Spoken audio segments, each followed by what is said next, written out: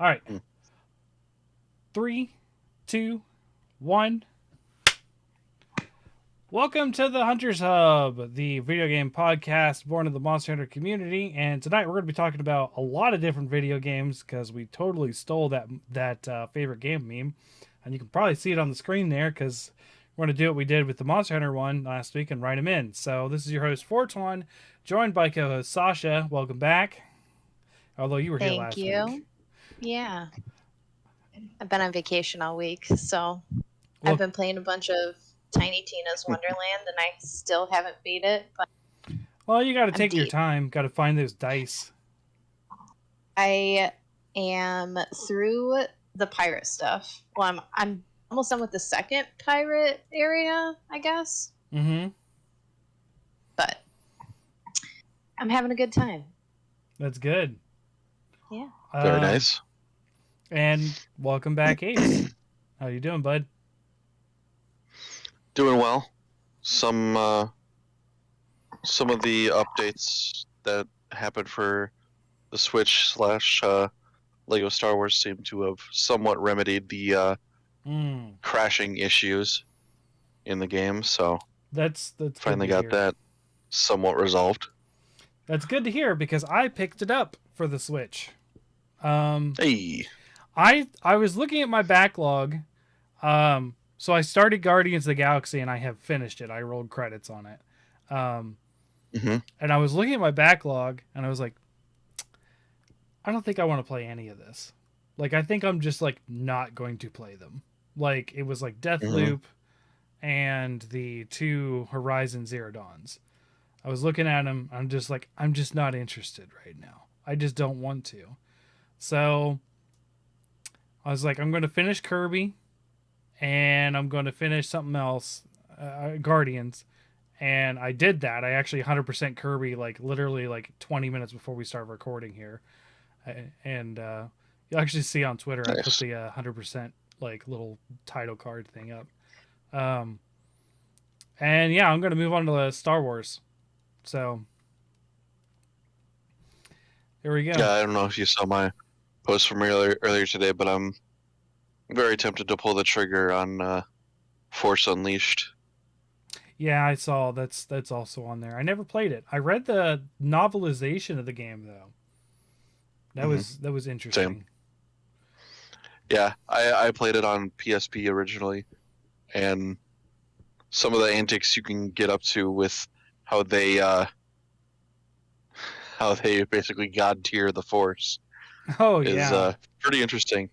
I mean, pulling a whole Star Destroyer essentially out of orbit and crashing it into the ground like feet in front of you. I would say that's pretty OP. Yeah, it's very like because you think about the original Star Wars trilogy, like Yoda lifting the X-wing out of Dagobah's swamp was like insane at the time. Like and the stuff they pull off in this modern stuff, you're like, man, you guys are making Yoda look like a chump, and that's not good. Cause but in contrast, to point out, like I Hate Everything did with his review of The Last Jedi when that was going through its realm of hate and speculation and blah blah blah. When has anything in Star Wars ever been explained before they just do it? That's true. Yeah. Anything is theoretically possible with the Force. I mean, you just have to be gifted with it, apparently. Yeah. Or have very high metachlorian counts, as it were. Yes. Also, that terrible thing. Oh, I'm sure the jokes pop up because it's the whole 9 movies in that game, right? For the Lego one. Yeah, and it's divided into like 5 mini chapters per game, or per movie episode. Yeah. But some of them I would say definitely go quicker than the others. Sure. So definitely be sure to pay attention because there's a lot of jokes that they make, and if you're not paying attention, you'll miss them. Like one of the, I don't know if I'm sure you probably saw the screenshot, but one of my favorites was from Rise of Skywalker, when Rey is facing off against Palpatine at the very end of the movie, and he's like, "Anakin, help! Wait, he's not here this time." Yes. Just that whole thing. Yeah, I did see that. Yeah. Yeah, it was like a tweet of yours, like on yesterday or something like that. Mm-hmm. That's yeah. Yeah. So I'm looking forward to starting that. I wanted something a little more lighthearted. Guardians of the Galaxy was funny at times, but man, it got deep. It got heavy. And I was just like, I don't need this right now. Like, I feel like I enjoyed the game, but like, it got really emotional. Like, Yeah. one of the things I think it. is like, Go ahead. Peter Quill thinks he has a daughter from a fling he has with this woman, and he feels super responsible for her and stuff. And it's just like all this like things about like fatherhood and all that kind of stuff. And I was just like, yeah, that's a little deep right now. Can we just like but I mean, the voice acting in that game is amazing though. Not really super fond of the facial animations. It does feel a little bit like a little bit of like Kung Fu dub at times. Yeah, I'm thinking at some point here I'll take a break from just working on getting my completion level on planets up and just go through the character roster and just put random characters with each other and see what the reactions are. Because another one of the posts I had was Han Solo with Boba Fett and him being like, "I'm not going to let you turn me into a popsicle again. Back off, buddy." Yes. Yeah. So I'm just interested in seeing those. Also, I hope down the line they also include some of the side movies and side projects in. You get some of the characters though, right? Yeah, because they had Rogue One characters. Rogue One, and then we've got Han Solo story. Dude, that tells you how much I remember. I know I saw Han Solo in theaters, and I don't remember crap about it. Man, that was. Yeah, they could have probably done it better. I mean, I know that Woody Harrelson and Emilia Clarke were in it, but I mean, and Paul Bettany was too. But like, I don't know. I think they could have done that story just a little bit better. Yeah, made it a little bit more impactful. Woody Harrelson's in a lot of Rogue stuff.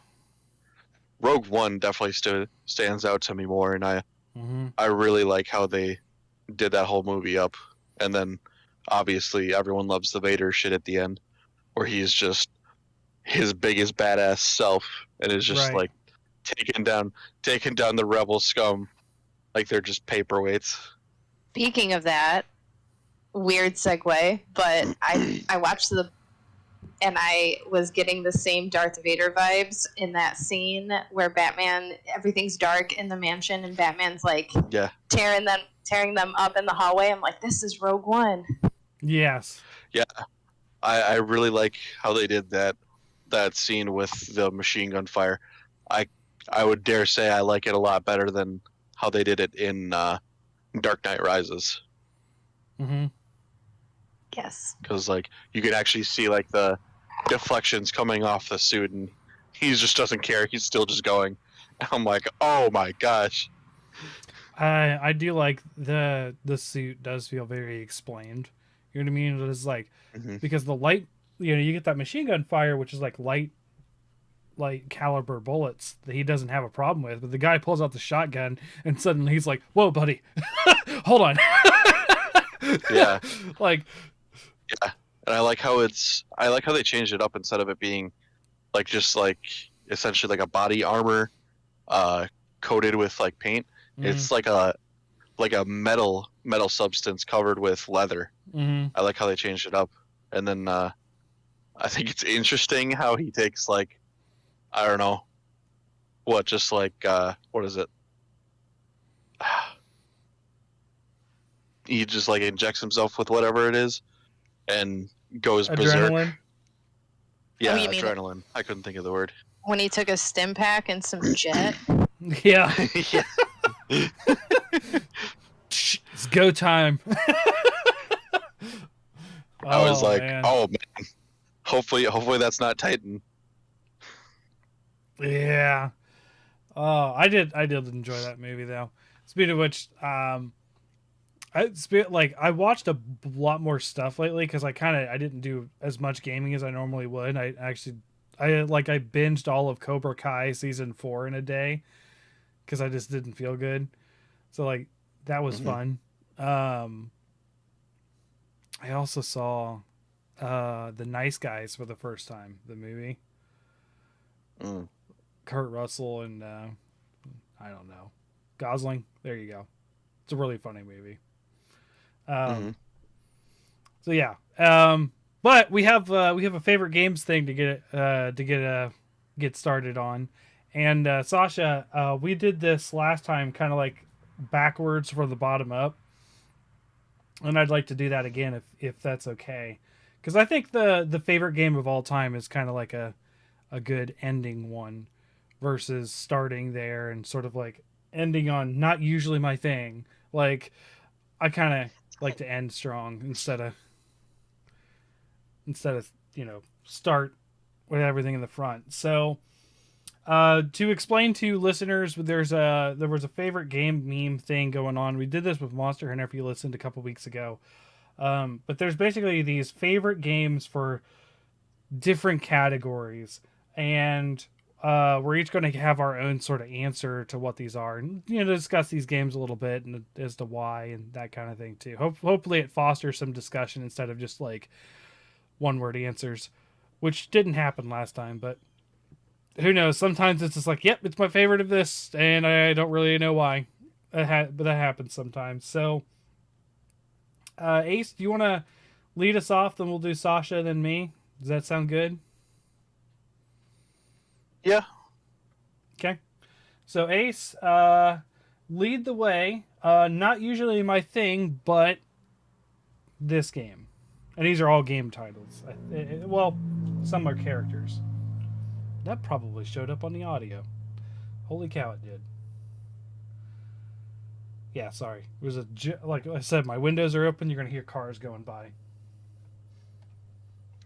Um, I would probably say, uh, back when I first started them, Bloodborne and Sekiro, Oh, sure. because my my what library of gaming up until I started those back in the Do you want me to just say older from elder software years. or just those specifically?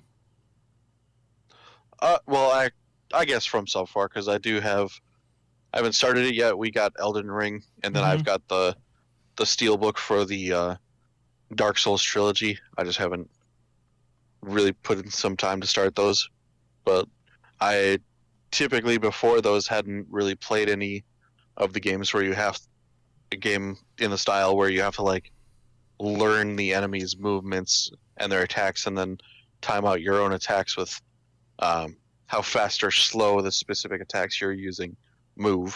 Mm-hmm. So those were definitely new experiences. And then Sekiro even changed it up even more because then you have the whole counter and posture breaking build up. Right. Yeah, I actually really love Sekiro. Like it, I do believe the year before you came on, Ace, it was my game of the year. Hmm. Like it was. I really liked that one. However, I kind of agree with you in general. From software games have always been kind of not really my thing, but we'll see. Um, Yeah, in my hashtag weak gamer status, I think I've only ever of the actual bosses in the game. I think I've only beaten the ogre so far hmm. in Sekiro. Yeah, he's like the So first one, the one that's chained up. yeah, I've gotten to the horseman, and I think I got him halfway once, but it's so Oh, far proven to be very he difficult for me. he is a beast. Like he was not easy to take down. I did, but yeah, that was not. That's a difficulty curve boss there. That's where it Mm-hmm. really ramps up. Um, Yeah, so From Software games, essentially modern From Software games. I'm sure that the Monster Hunter game they did would be within your thing. It's I mean, I haven't seen gameplay footage of it, so I would have it's no clue. it's literally like, have you heard of Powdapon? Where you just got like this. Mm, It's a no. music. It's weird. It's like a music game, but you get like it's a side-scrolling music game. It's been a long time since I've seen it, but they basically Mm, replaced it with the cats, the felines, mm, and that's the game. Is you're out there fighting monsters as the felines and just sort of organizing. You're not directly controlling the hunts as much as managing. mm-hmm. So Okay. it's different.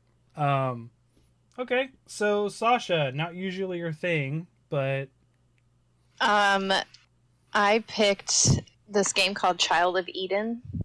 I don't okay, even know really how to describe this game. I'm very good at it though. I played it with a controller, but it's also a Kinect game. It came out for 360. It's a spiritual successor to the game Rez, which okay, came out for PlayStation, I think.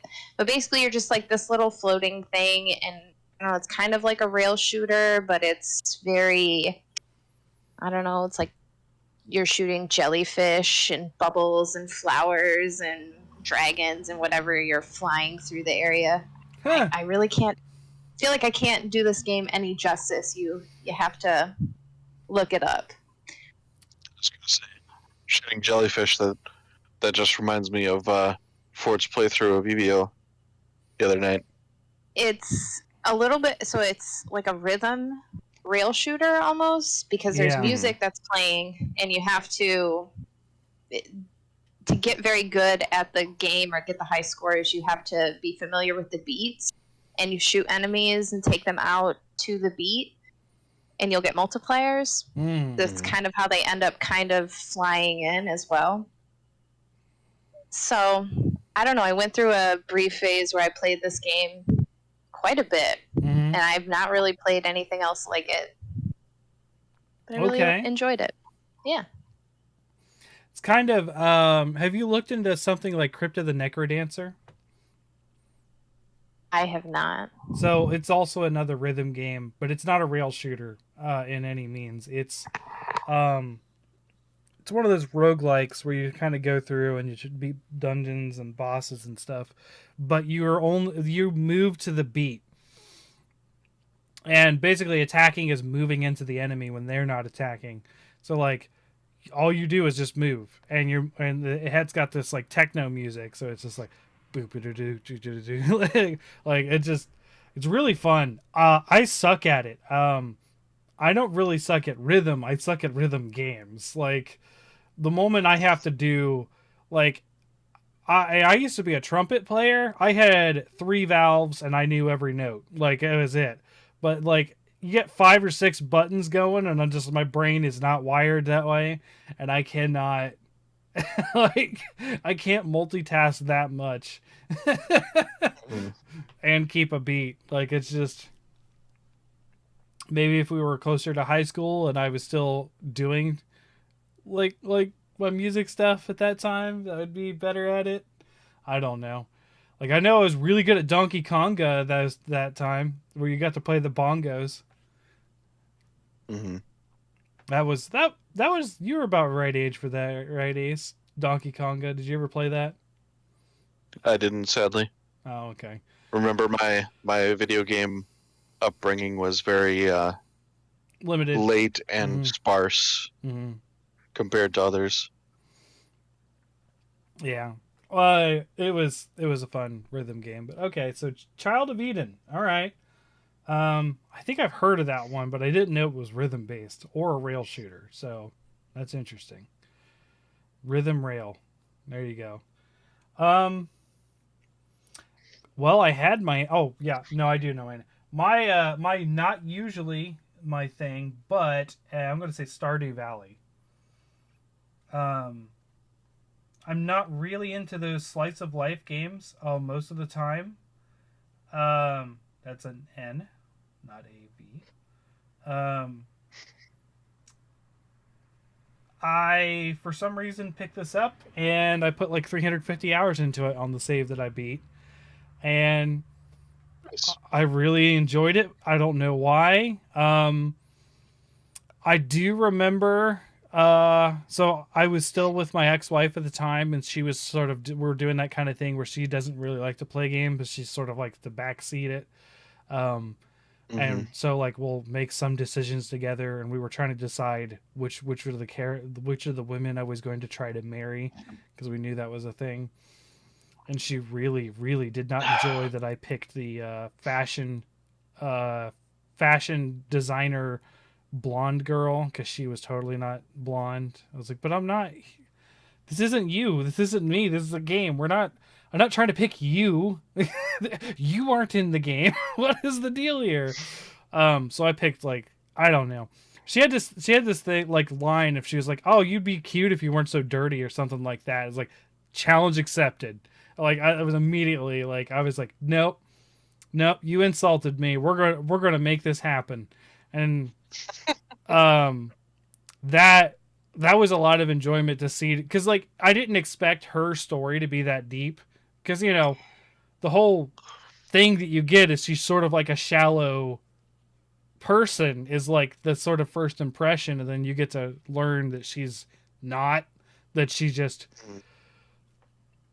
I don't know, she's just like in a small town and wants big ideas, but grows along the way.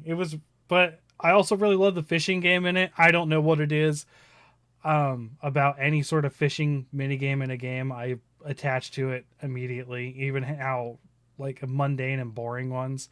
Like there's like a stupid fishing game in Kirby, the Forgotten Land, that's like literally just like quick time events to reel in fish, and I'll just do that for a little while. Yeah. With Stardew Valley, I put a lot more time into it than I ever would have expected, and because I'm just not into that stuff. I've tried several, like what was the? Oh, Pan had me play a couple of them. Pioneers of Olive Town, whatever those are. Can't remember what they're called. I wouldn't know. Yeah, I just don't know. Story of Seasons, stuff like that. Those kind of slice of life games are just not my thing. But Stardew Valley, for whatever, clicked for me for a long time, and then Emery deleted my save, and I've never gone back. So, we'll see. So moving on from there, Ace, what is your indie pick? I would probably have to say, just because of how much I enjoyed them, would be Subnautica and Subnautica Below Zero. Okay. Yeah, we'll just say Subnautica, because that's a lot. Subnautica Below Zero is going to be a lot of writing.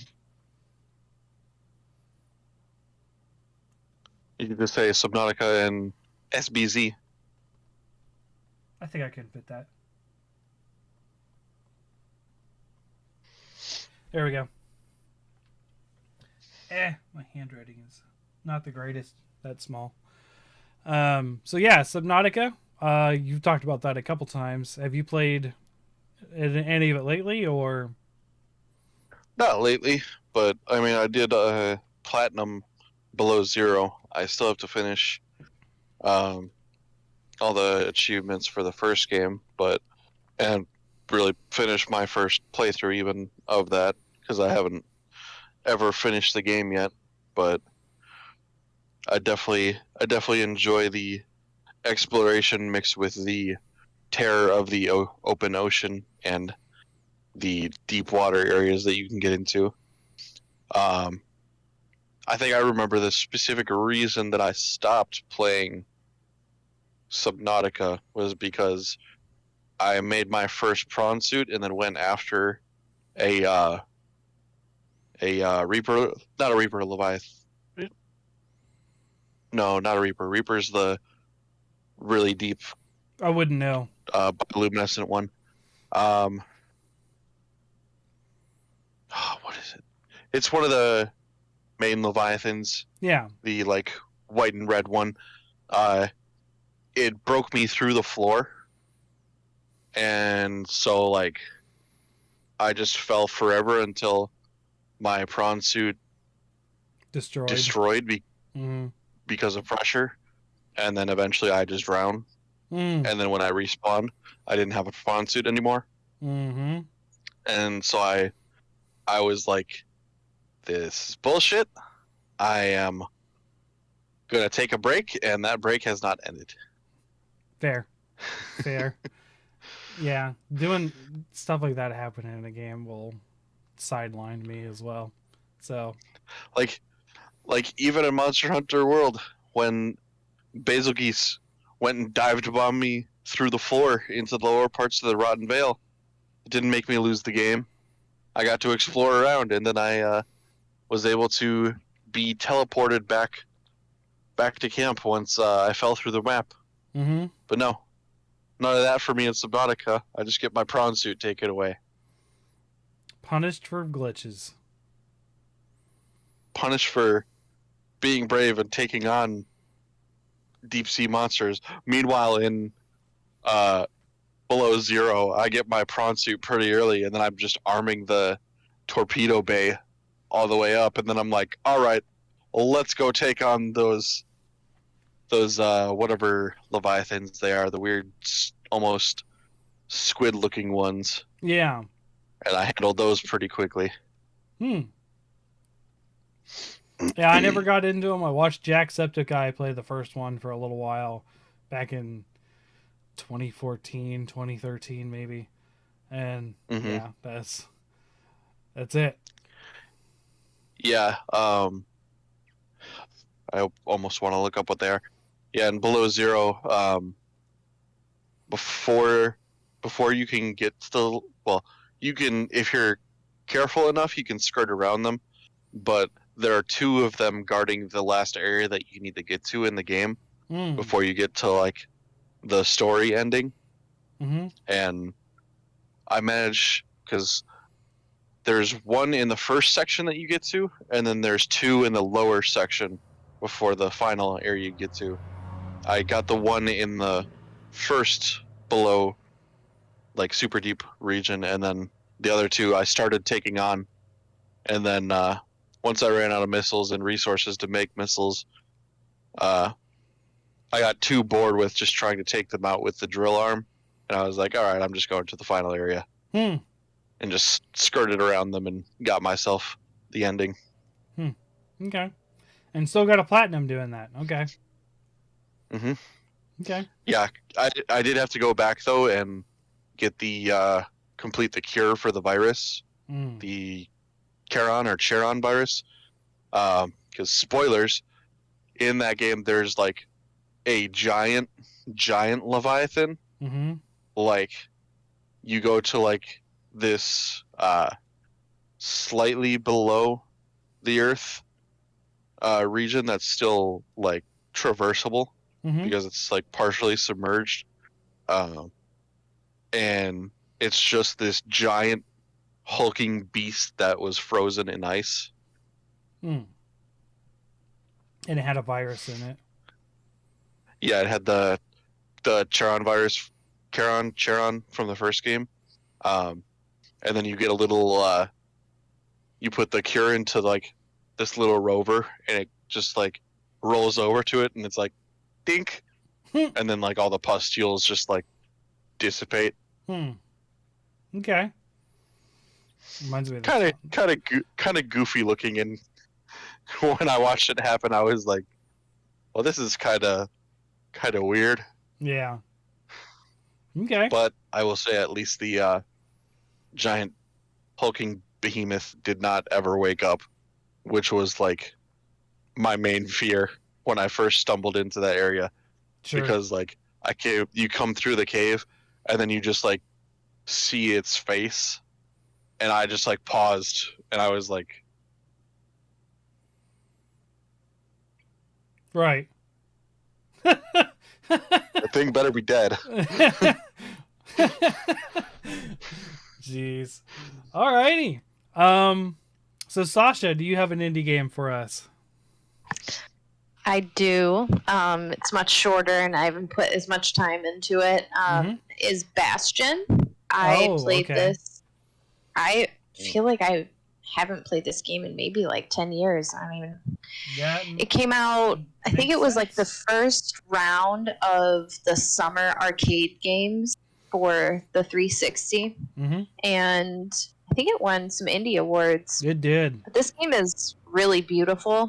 I feel like having experienced more things in life now, 10 years later, that it might have a much more meaningful like story for me, because when I played it the first time around, you know, it was like, oh great, like this game's about death and loss and the world after major calamity. I think that's what they call the event, the calamity in the game. But the music is really beautiful. The art is really beautiful. It's a game I replayed as well, even after getting all the achievements, because you get totems and things, so you can make the game a little bit harder. What's the name of that game? Ace, you played it. It's the same people. You play as Hades' son. Hades? It's just Hades. Okay, yeah. Have you played Hades? So it's not. It's the same people, and it's not quite the same gameplay. It's a little more roguelike, but the same. Yeah, I'm sorry, Ace. Yeah, I really flubbed that one up. Hades. Well, because you don't play as Hades, you play as his son, and I don't even remember his name. Zagreus. You play as Zagreus. But you might enjoy that, Sasha, because it's the same company, the same people. Like, I don't think the music is as good. I think it's good, but I don't think it's as impactful as it was in Bastion. But still fun gameplay. A lot of different weapons, though. Because they want you to try to run through with all the different weapons and that kind of thing. The Infernal Arms. You get punchy gauntlets. You get a freaking mortar gun. Yeah. You get a spear, a shield, a sword. Yeah, there's all sorts of a bow and arrow. Crazy ones. The bow and arrow, I think, was the first thing I cleared with. Was the bow and arrow. Spear for me. Spear is hands down my bread and butter if I'm looking to just get an easy run in that game. I don't remember. It's been a while. Like, I had finished it well before you even started it. So, Rapid Strike and Triple. That is bread and butter for easy spear victory. But Bastion is also known for that narrator. The narrator was people compared it. If you guys remember the old internet thing, Chocolate Rain, they compared it to that guy. Yeah, like that sort of like deep, awesome voice. Yeah, that's a good one. I played a little bit of Bastion. I don't think I ever finished it. I don't remember what I even own it on. So that's bugging me.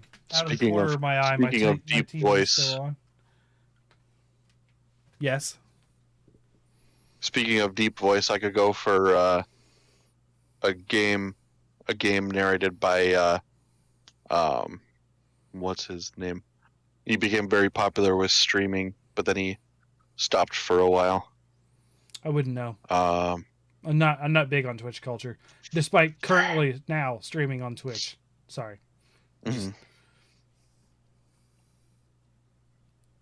Not much of a streamer. I don't even know. There was the guy who voiced Kratos recently. It was a nice deep voice as well. Yeah. Yeah, this guy wrote with like Valkyrie Cinnamon Toast Ken. I'm just not remembering the name right now, but he has like a super deep natural voice. And then like there are times where he would stream with them after like just waking up, and it's like he's almost got like, what was Jacksepticeye commented on it. I forget what exactly he said, but he's got like super deep, almost like baritone or something like that. I forget what it is. Gotcha.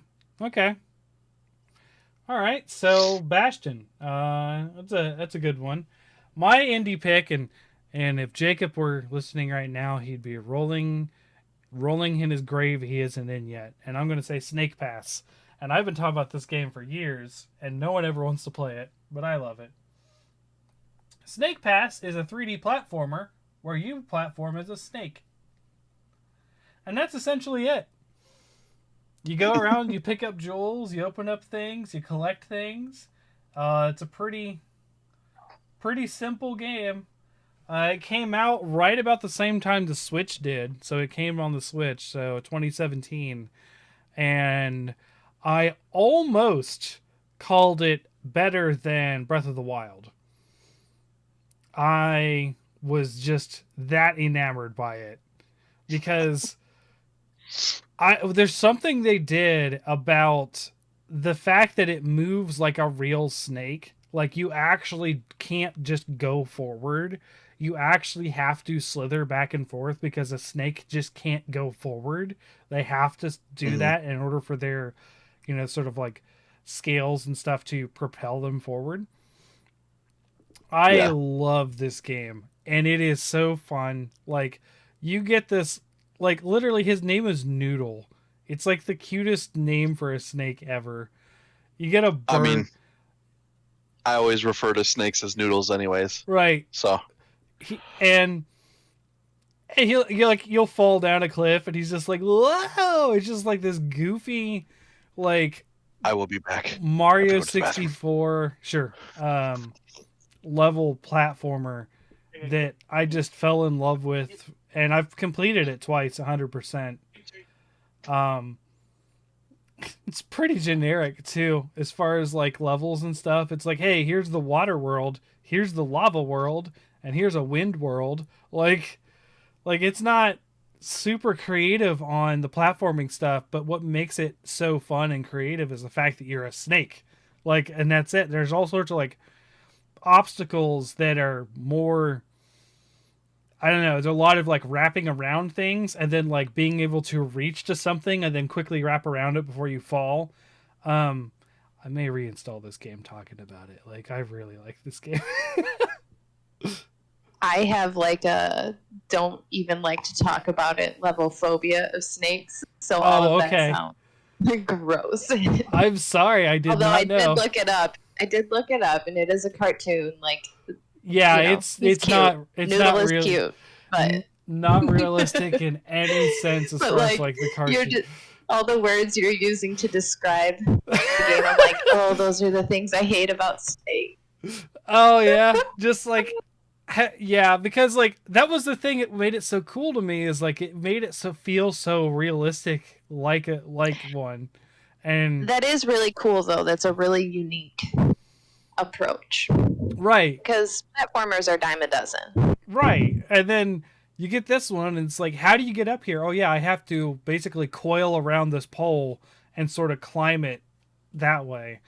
And if you get good at it, like it feels like once you get the hang of the controls, it feels very fluid, and you can do a lot of stuff like very quickly. That's like, it reminds me of a skateboarding game. Like when you were like at your peak in a skateboarding game, you were doing all this crazy stuff without even thinking about it. Like kind of like that. There's this game called Mercury, and you're a little like blob of mercury, like liquid mercury, and you just like, it's a physics game, and you move the board, like you can move it up and down or left or right. Oh, sort of like a tilt and roll. Move your little, you have to move your little. It's like a marble game, but you're mercury. Kind of reminds me of that, what you're describing, where like the liquid mercury moves in a very specific way. You can get through like really narrow, winding passages if you can manipulate the board in a certain way. Okay. All right. Yeah, And I also like collectathons, and it's a collectathon. Like, you collect things, so. So, favorite active franchise. I can bet on this one for Ace. What's your favorite active franchise, buddy?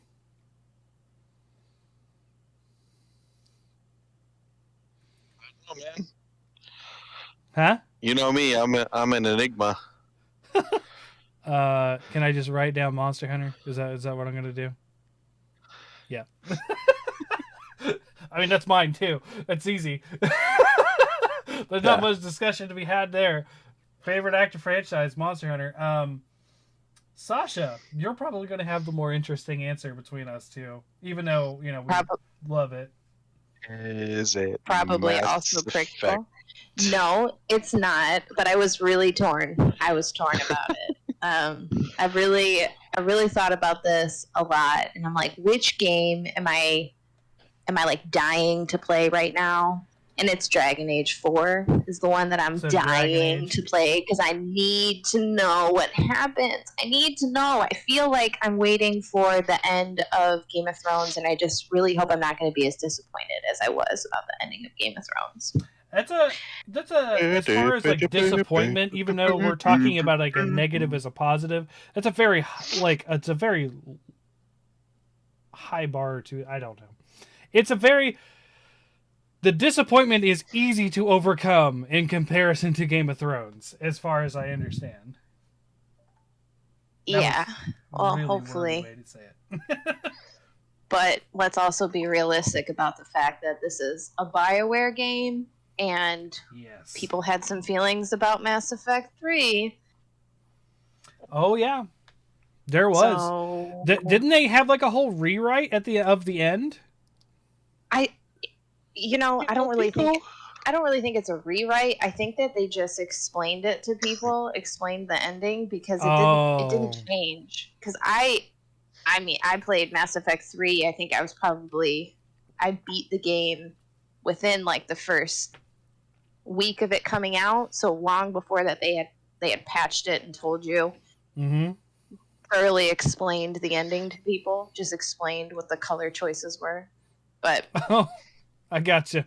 Yeah, because I do remember people being like, "Oh, I did all these games and all these years, and it came down to just this decision, and it doesn't. That sucks." And I was like, "Really? What did they think was going to happen? How do you top the suicide mission in Mass Effect 2?" I'm not even talking about Mass Effect, because my favorite active franchise right now is Dragon Age. That's where I'm at.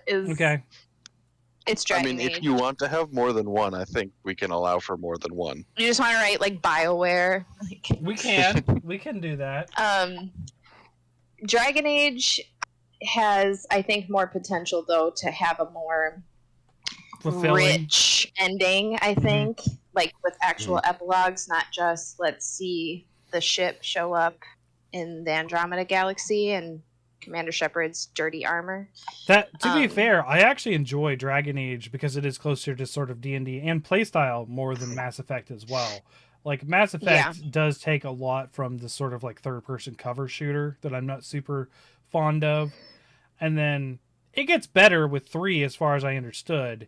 But I think what would make Mass Effect a little bit closer to the D&D thing is if you had one more party member, so that you actually needed to balance your party out a little bit more. Where, like in Dragon Age, there is a necessity to have a tank, a DPS, a healer, and there's a rogue. A necessity to actually have like magic too, because like the resistances of monsters and stuff.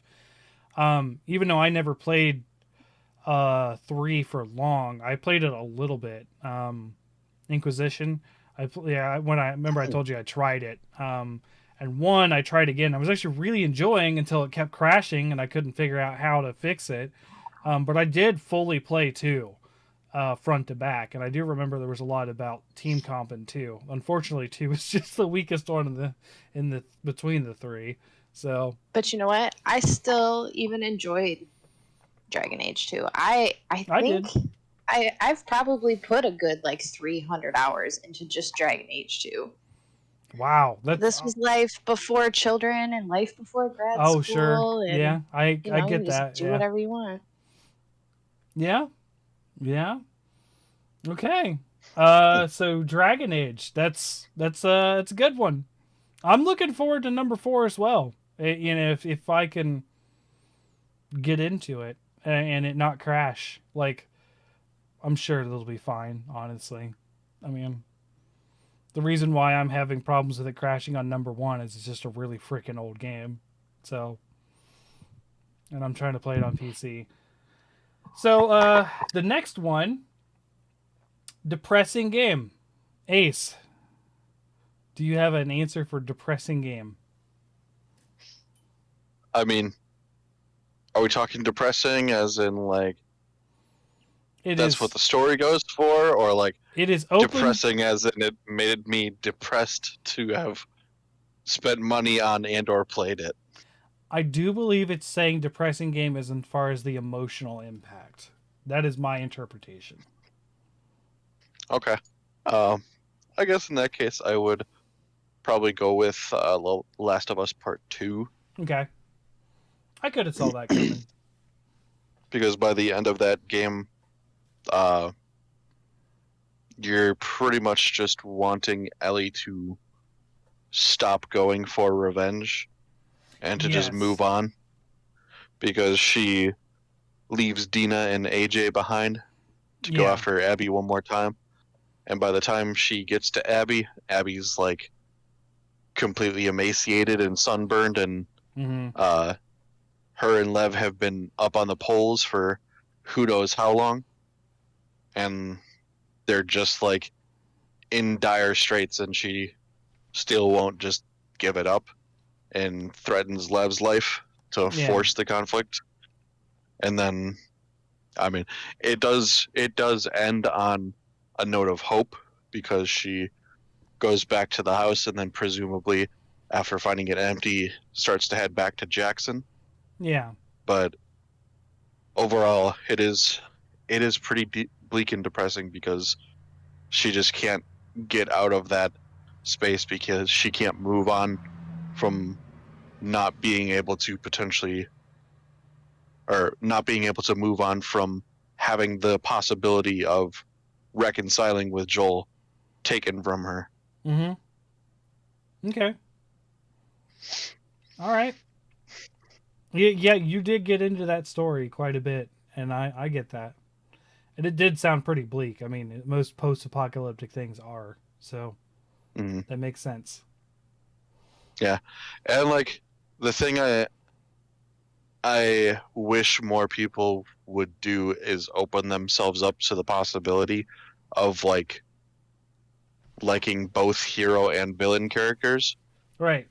But the reality of the game is that they're, while uh, Abby is technically the villain character or the antagonist, she's also the protagonist, because in the world of The Last of Us, there's arbitrarily no good or bad people. There's just survivors, Sure. and some do really fucked up things to survive, others don't. But at some point, the world arguably will force you to do something fucked up in order to survive, because that's sort of just what it requires. Okay. Well, I didn't play that one, so I can't say much more about it, but Play it. I played part 1 and I was Play part 2. the ending of number 1 was a pretty cool thing. Pretty cool. I will buy and send you a copy of part Please 2. please don't do that. I will. Please, cuz I already had someone buy me Deathloop and I'm totally not playing Deathloop. It's getting shelved. I'll trade you. um okay, so Sasha, a depressing game for you. Telltale, The Walking Dead. Okay. Yeah. Yeah. You've mentioned Like, that why one do before. I play these games? Yeah. Except to hurt me, I guess. To hurt, Oh hurt man, your own emotional psyche. just the tears from the first episode. Oh. And then even in what is it, the first episode of season 2, and you have to kill the dog. Like, I don't care Mhm. that dog bit me. It's okay. I'll be fine. Right. It's a game. Mhm. Yeah, I'll take one for the team. Yeah. those games are really depressing. I think I had the final Walking Dead game. I had 2 episodes downloaded for over a year before I finally was all right. Mhm. I think today I'm in a not Well, great but not good enough mood to ruin to finish this game. Right. well, I mean, for the final game, even though it took a while because of the whole Telltale Games shutdown, and then with it going into limbo between who was going to take it over, or if it was even going to get finished until Skybound took it over. I Mm-hmm. know I had Clementine kiss that boy, and then I was like, I don't know if I want to play any more of this because there's a dog, and Clementine kissed this boy, so somebody's gonna die, and I feel like this is gonna be the choice, and I don't want to make it. The Is the dog or dog or the the boy? I had her Uh-oh. kiss the girl. I don't know. I felt like her and the girl got along really well, but I mean, they also got along well with the boy too. So like, Yeah. I think either way, it doesn't really matter. It's just scripted that way. The way you said that, I had her kiss the girl. I just immediately the Katy Perry song stuck in my head. Yeah, Just immediately. fair enough. All right. Telltale, The Walking Dead. That's fair. Again, post-apocalyptic scenario. Very depressing. I talked about this game recently. Might have been because it appeared on the quiz show. Hmm. So mine is To the Moon. Um, it's the indie game where you play as these people essentially changing this old man's memories to keep his promise to his now deceased wife, so that he can die fulfilled. That, a lie essentially that he did this basically impossible thing. But it was really more of a story about learning about his and his wife's relationship together through their whole lives, which was um, her name was River, and I don't remember his name. It's like Jack or something. That you know, learning about his whole family dynamic, learning about his wife River, who suffered from Asperger's, and it was a really just deep and emotional game. It hit really hard at certain points, and not even Mhm. like you think about like, oh yeah, the stuff with it'd be really challenging to be married to someone with Asperger's because the inability to express emotion. um but the harder hitting stuff was dealing with his late deceased brother that he didn't even Mhm. remember, that you sort of unlock these repressed memories of. And at the time, I wasn't living at home when I was playing this game. And my brother and I have been really close. So that scene where you think he gets hit by a car, and you realize it's his twin brother, who gets hit by a car, that hit me like a truck. Like I bawled. Like I was like just bawling because like the way they framed it was like, and the way that the mother coped with that was by calling the guy the brother's name the rest of his life. Refused to acknowledge his old name. Everyone else called him by his name, but she always called him by his brother's name. And it was just like this weird thing is like, oh, it's just what she calls me. And he doesn't even remember. He doesn't even remember his brother. Like you going through his memories is like kind of what unlocked it. And I got a cold chill thinking about that moment. It was just weird. It was like, and it was even like this, like 2D sort of like sprite style, Super Nintendo style graphics at the time. And it was Mhm. meant to be like that. It was meant to look like that. And I'd still just like, there's a point where you just see him sort of doing this, like, like in the old games, it's like these hard turns that are in squares and stuff. Like in the towns of people walking around, they're like, like that. He was even doing that on Mhm. tricycles. These hard turns, and then he goes here, and then the car backs up, and you see a flash of white, and you're just like, oh no.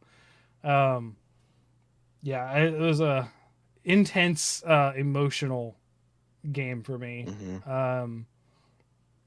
I had a break between jobs. Like I had got hired at a new job, and I had like a good week vacation, and I played it during that vacation. And I was like, boy, this was something to really, relax. Yeah. Oh man.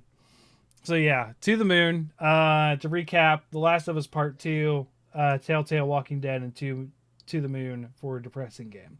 So the next one, Criminally Overlooked, Ace. Mm,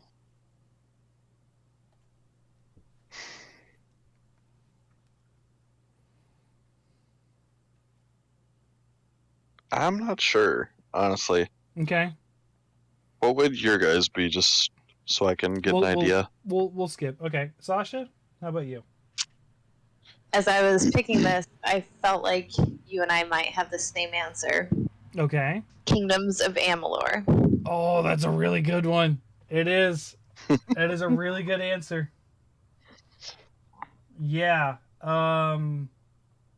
Yeah, that is a really good game that, because it was overlooked, shut down a whole company. Uh, and it was like the Super Friends, of like, you had Todd McFarlane, the guy who did the Spawn comics, doing the art for this. You had R.A. Salvatore, who's been known in the D&D, you know, realm for a lot of time for his Dritz series, right, doing the writing. I think, didn't they have people from the Oblivion team? Yeah, and then I can't remember his name, but the lead designer from the Oblivion team was the lead level designer on this game. And then there was a professional baseball player who was heading this whole thing up. Oh, yeah. Like, Well, this game was excellent, and I think you're the only person I know who played it. yeah, it's freaking amazing.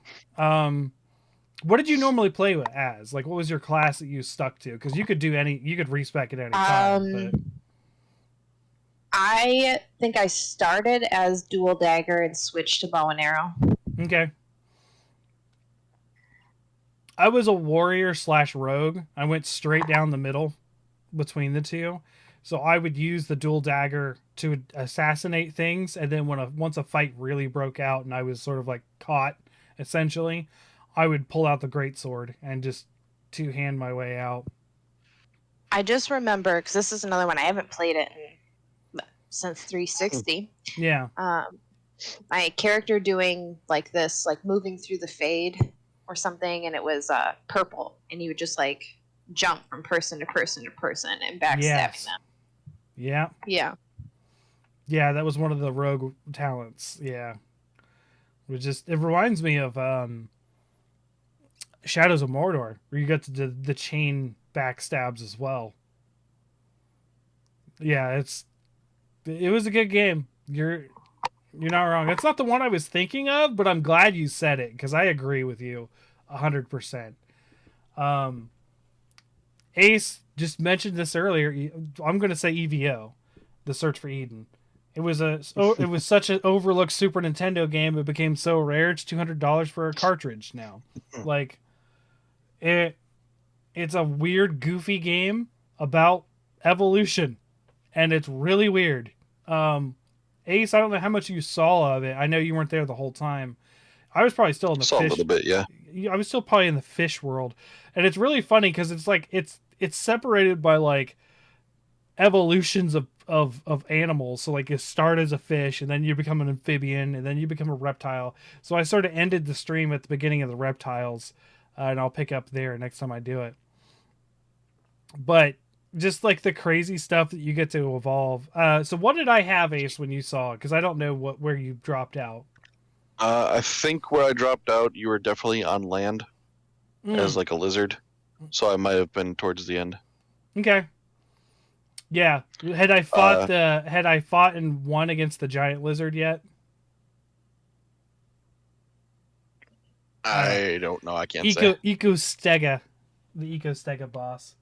And I am going to go ahead and say my choice for this is the Lego Star Wars games. Okay. I'm not sure if they're Because- overlooked, but okay.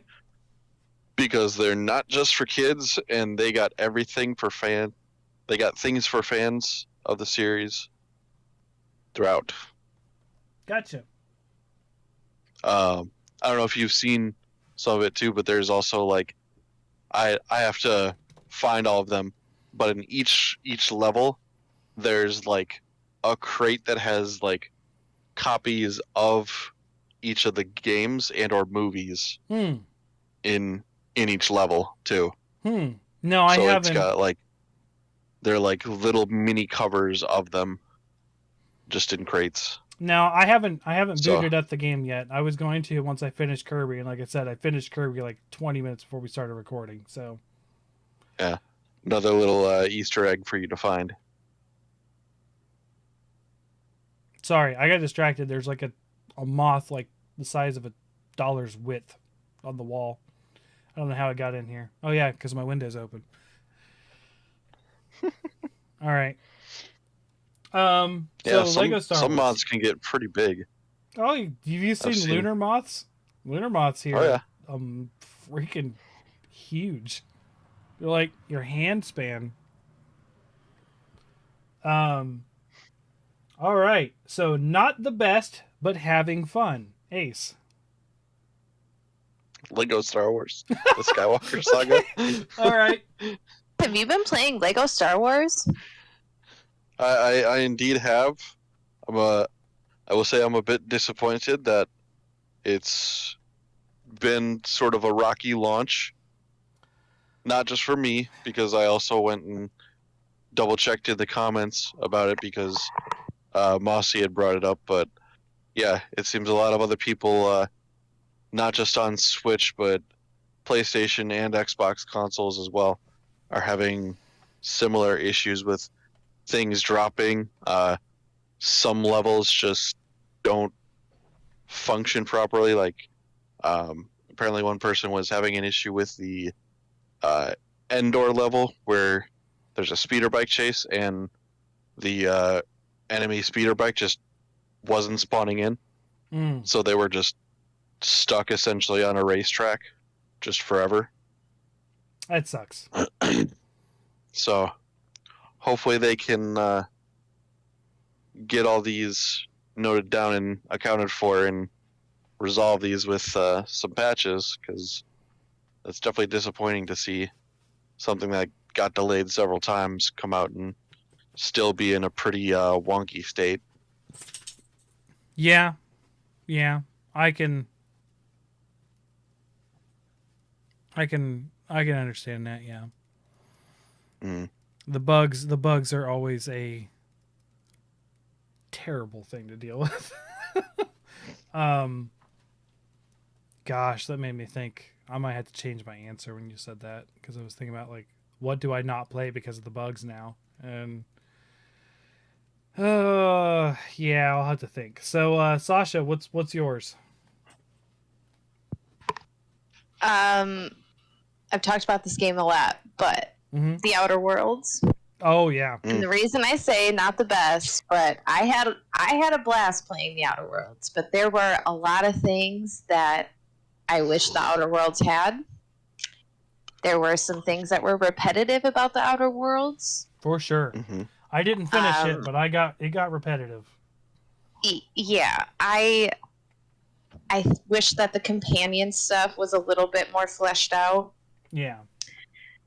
I think that if they wanted to go the route of, it felt like they wanted to do like a Borderlands loot system, but then it was like the same 10 guns. Yeah. Just scaled to your level. Yeah. So that part left me wanting more, but on the positive end, I didn't really run into a ton of bugs in that game. I liked it. I didn't have bugs in that game. It was just something about it that was just like, okay, it just got stale quick for me. I felt like the hype for this game, like, saying it was New Vegas and space left me underwhelmed, Sure. but I still had a lot of fun playing this game. Okay. My dog is pacing around the bed for some reason.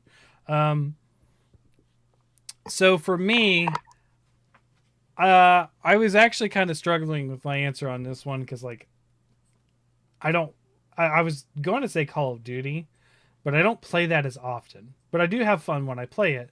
So because of Ace talking about bugs, there is one. It's not the best, but I have fun, and I will go back and play it if they ever fix it where I can actually play it, and that's Wolcen. The Diablo clone that I've talked about a couple times where I just cannot finish an end game run because it crashes before I get to claim my rewards almost every time. I love that game. It's a lot of fun. It's just I wish it just worked.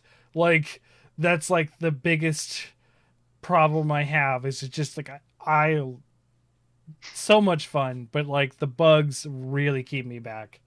So Wolcen. The story is meh. I wouldn't give a crap about the story, but the gameplay is I will be back top again. notch. Apparently, I am staying too hydrated. Fair enough. So yeah, not the best, but having fun. Wolcen. If you don't have problems with it crashing, I suggest you check it out. But definitely wait till it's on sale if that's the case.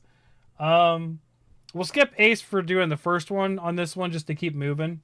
So Sasha, the back in the day game.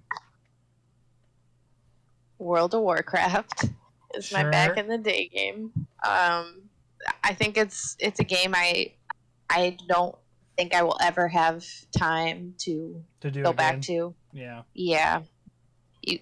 That's a time investment. I went back end of 2020 for Shadowlands or whatever with my brother. Because supposedly we were going to have a group that was going to play together, and we didn't. It just didn't happen. So it's just me and him. We did as much content as we could, and I dropped out again. Like, yeah, it was. So did you have like a core group you played with for a long time, or was it just solo stuff? I was in a guild. I think like my peak definitely was back with Lich King. Mm-hmm. And yeah, we were in a guild. Actually, my husband and I, he pretended to be a girl, so they thought that we were lesbians, and they would like give us everything. Because he played as a female paladin, holy paladin, mm-hmm. and I played as. This was back when they first had the dual wielding, two-handed weapons for warriors. Sure. So that's what I did. The arms and it was warriors. Fun. Yeah. Yeah. I was a fire mage in those days. I also got real heavy into the economics of my server. Mm-hmm. Yeah. So I can't go back to that game for both like time and mental health probably. Like it's too addicting. I don't need that in my life. Okay. All right. So for me it's a pretty simple one. It's like basically it was the game I was obsessed with as a kid and I don't go back to very often, which is Donkey Kong Country 2. I feel like that game was like peak awesome for me in second grade. And when I think of like back in my day, like that was like that kind of game. That's like the epitome of that kind of game for a long time. I need to switch back to pen. So yeah, just Donkey Kong Country 2. It was like when you know I'll be talking about like I'll make a reference to it or something, and the group of people we hang out with more regularly around here in Chillicothe are a lot younger than my brother and I. They're like in their early 20s, and we're like in our early.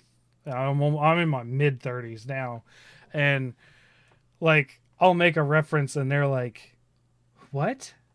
And I'm like, Dixie Kong. No, Okay. Yeah, so a lot of my staff are like that, and I made a Godfather reference, and one of my staff thought I was referring to Zootopia. Oh no. Yeah, and I was like, "Oh my god, I'm You're so talking old." Are you talking with the so shrew old. and the polar bears? And no, there's the mice in Zootopia. Well, yeah, I thought he was a shrew, but yeah, he had the polar bear guards. Or whatever they are, Yeah. but yes. So that's Like, what they thought I I was was just like, talking oh my about. gosh, Come to your me. dress is so pretty. You come to me on this, the day of my daughter's wedding. Yeah. Yes. Yes. Okay. That was the reference that was made. And they're like, "Oh yeah, Zootopia." And I was like, "No." That's a reference no. in Zootopia to The Godfather. Oh no. Okay. Yeah. Okay. All right. So Ace, the back in the day game for you. I haven't played it in forever, although I almost caved and got a means to play it the other day. Kirby Nightmare in Dreamland Okay. is a Game Boy Advance title. I remember playing through that game just so many times, and I would also constantly just try to get the UFO morph and just hang on to it for as long as possible, just because it Yeah. was so overpowered. The UFO in Kirby has always been sort of like a thing. Like where they actually don't have it in Forgotten Land that I've been playing Yet. until they do DLC. But like I remember it was a big deal to get the UFO in Dream Course, the golf one, Mhm. cuz like the UFO was like the most controllable thing. Like you could just like I'm just going to drive this around the course, hit everything and then sink the hole. Ta-da, done. Yeah. Like yeah, I didn't play Nightmare in Dreamland. The first Kirby that I interacted with was the Kirby All Stars on Super Nintendo, and it has the original, like I don't know if it's original, but it's like a remake of the original Kirby. It's just called Spring Breeze, and they had like a bunch of little like tiny Kirby games. In fact, to this day, I've 100% every single one of those games on that, except for like there was one that was like Milky Way Wishes or something like that.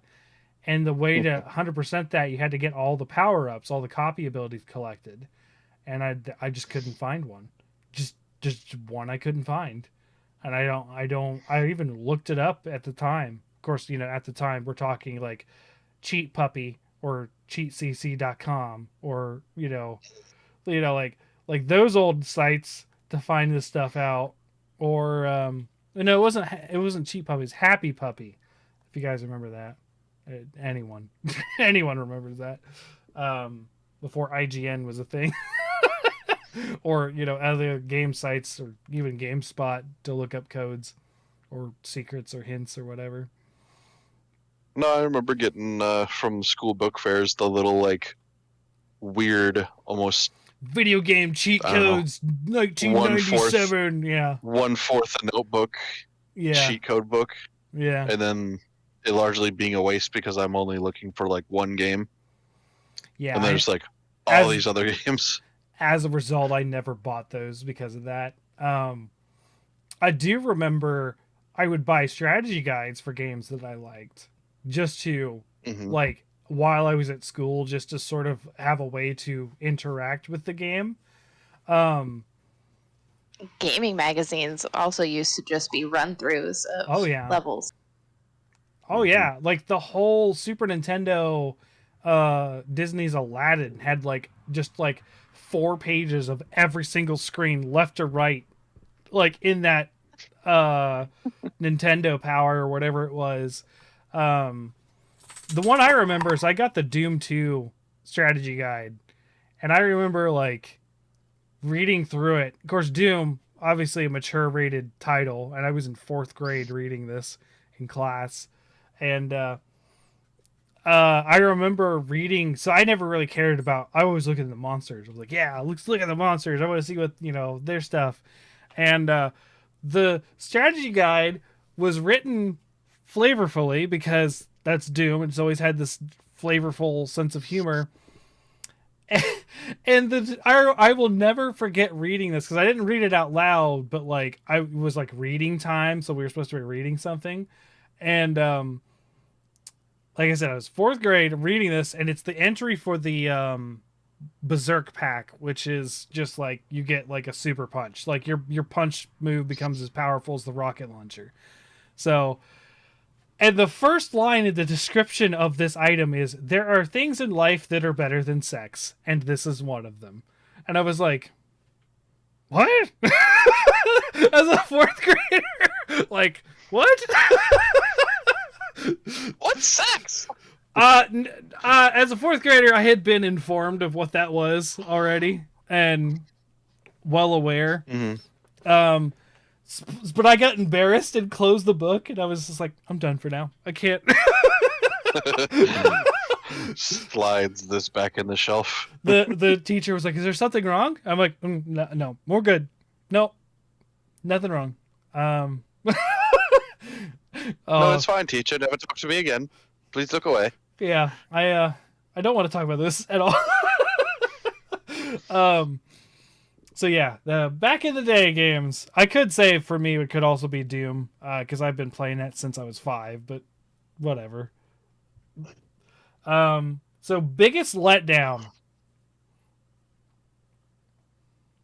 Ace, what's your biggest letdown game? You were the chosen one. It was said that you would be my new favorite Star Wars game, not piss me off and leave me out $80. Oh, Battlefield. Yeah. Battlefield 2, Star Wars Battlefront 2. And then also not give me the story I thought it was going to be. Yeah.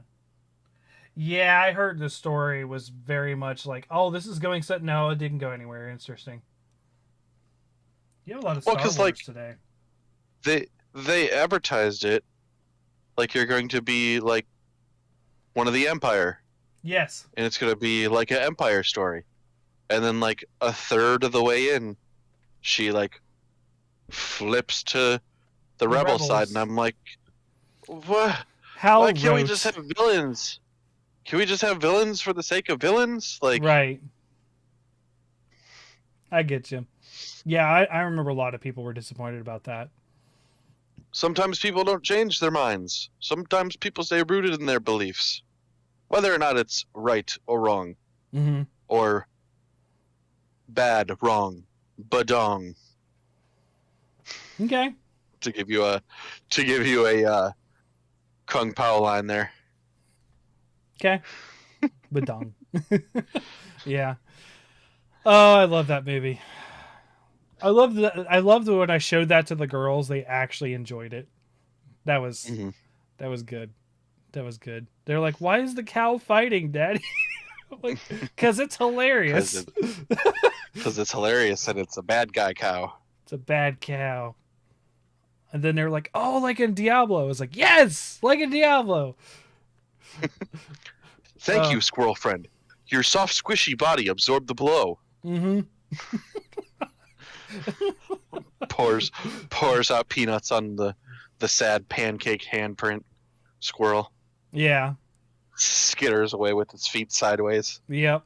Yeah, like some sort of squirrel spider. Yeah.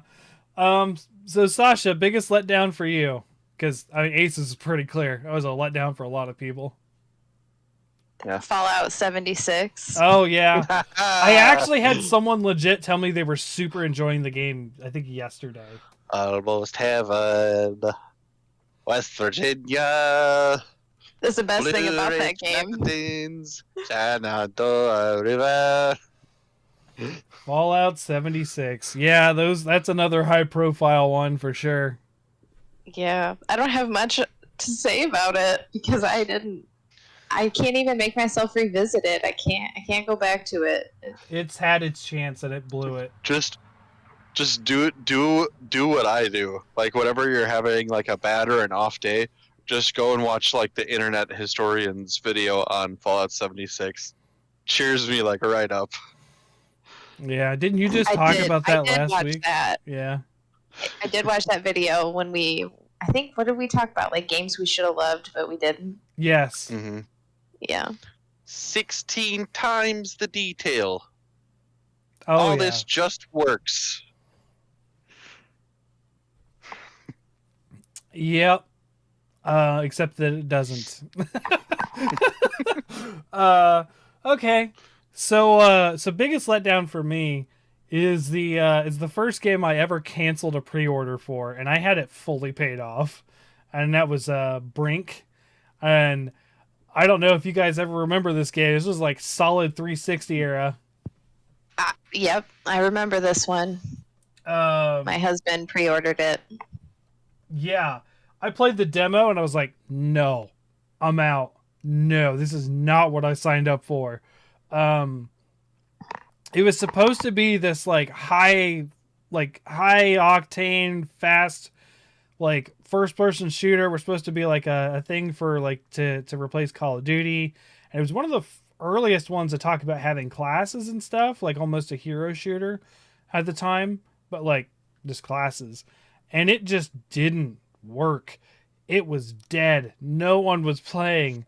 And like the mechanics were like really weird and everything was just like it was so hyped too. That thing was everywhere. It was like on the front of Game Informer.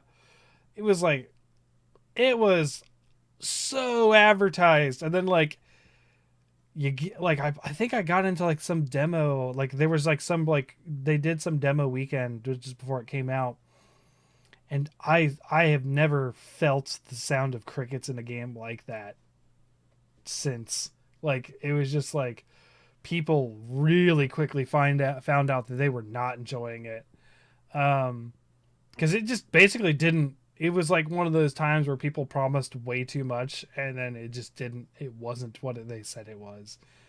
Yeah, I just totally canceled my pre-order one day, and I was just like, I can't. And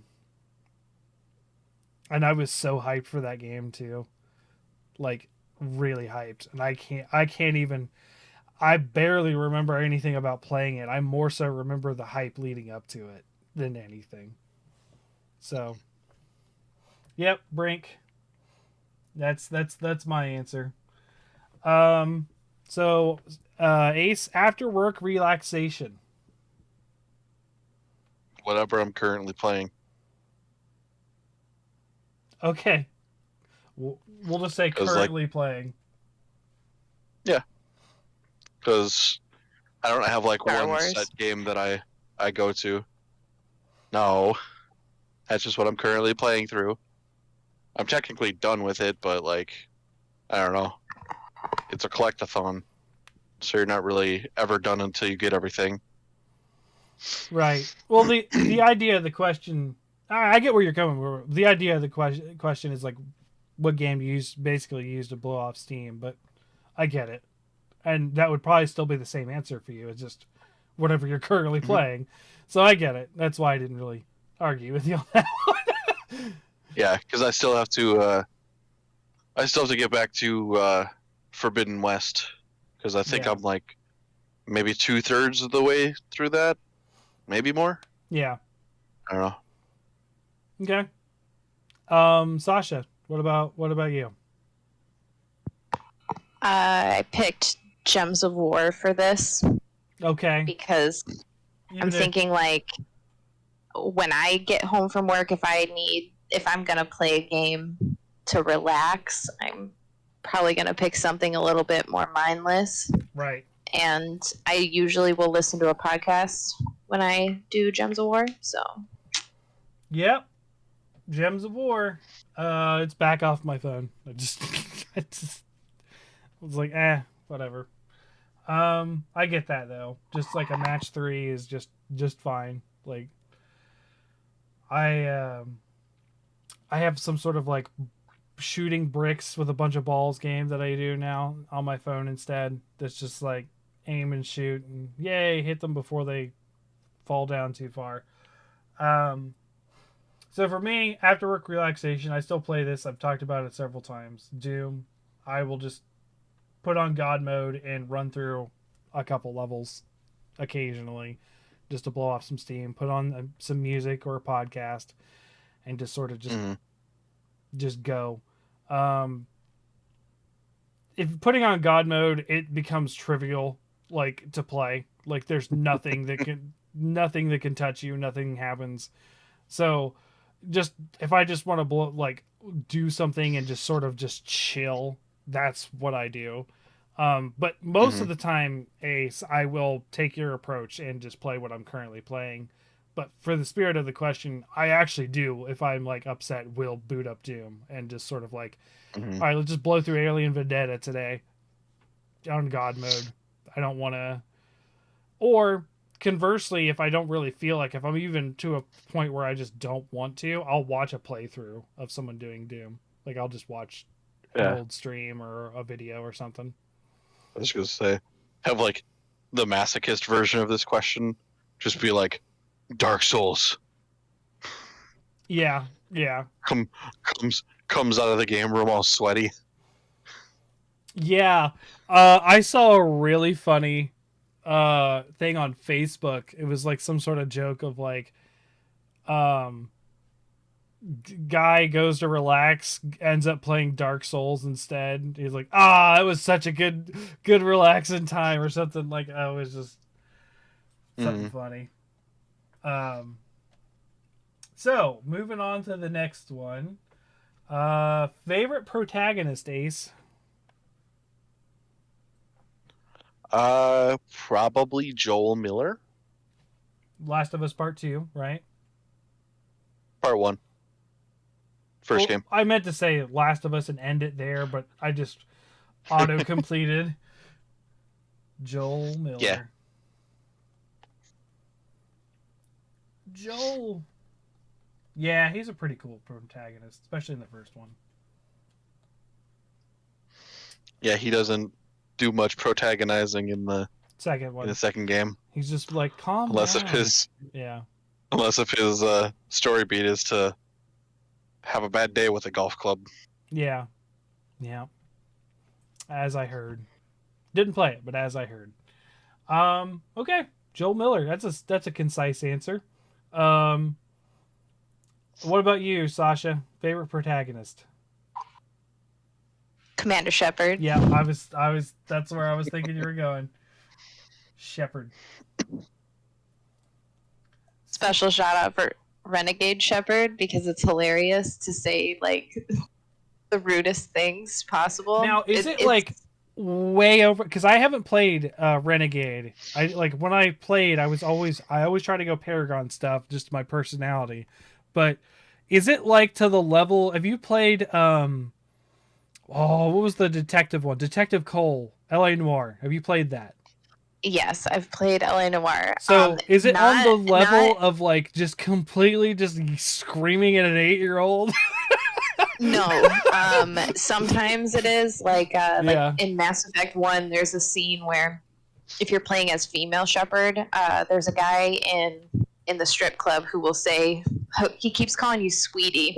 And Shepard, if you say a Renegade line, she's like, call me sweetie again and you're going to eat your teeth. And he's like, whoa, whoa, whoa.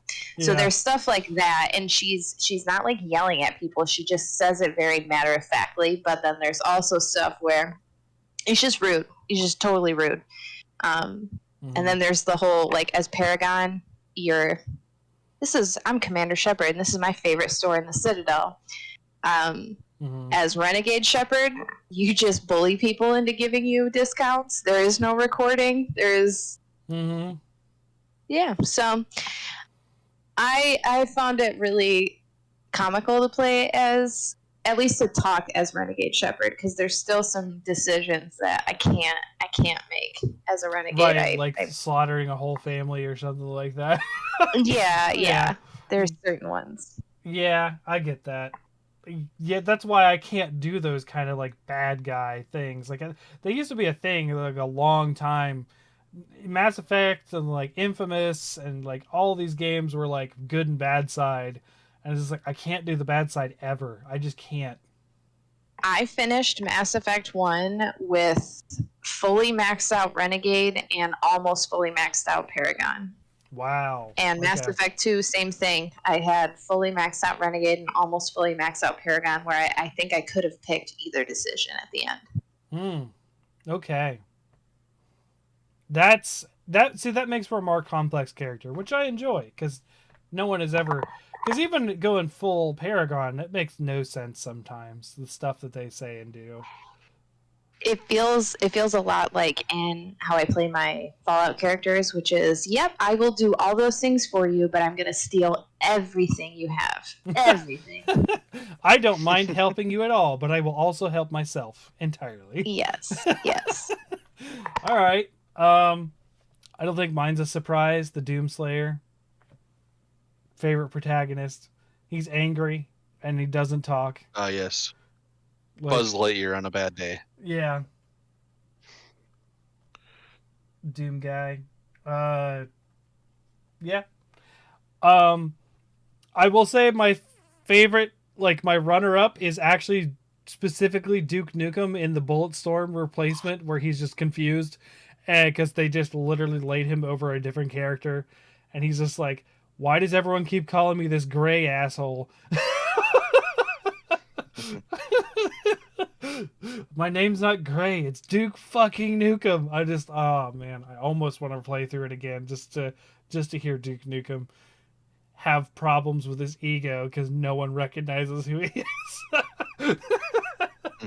Oh man, but I really like comedic stuff, and I find a lot of Doom 2016 just really awesome and comedic as far as like just the way he handles things.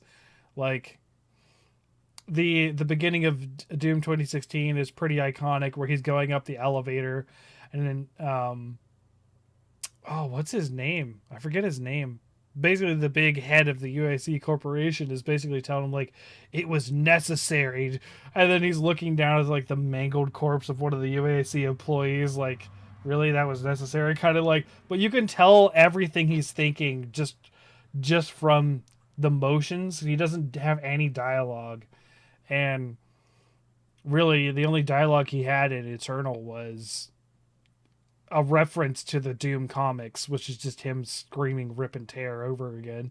So, like, I mean, I don't know. I love the character. I love the games. I just think it fits and it does well. So this is not terribly different from the after work relaxation, but a bad day cure. Ace. Probably just doing random grinds on Monster Hunter games. Okay. Monster Hunter. All right. Yeah, that makes sense because you know what you're doing. You can kind of get in the swing of it. Or taking a nap. We were talking about gaming, but yes, yeah, that works too. I didn't get to take a nap today, so I'm sleepy. I was in bed and asleep by 8:30 last night. Like, and then I got woken up by my daughters who were like, "Daddy, I can't sleep." I was like, "Well, now I can't. Thanks." Sasha, bad day cure for you. The Sims. Oh. Now, are we talking like Fair enough. actual play, or you're like setting them on fire and trapping them in there?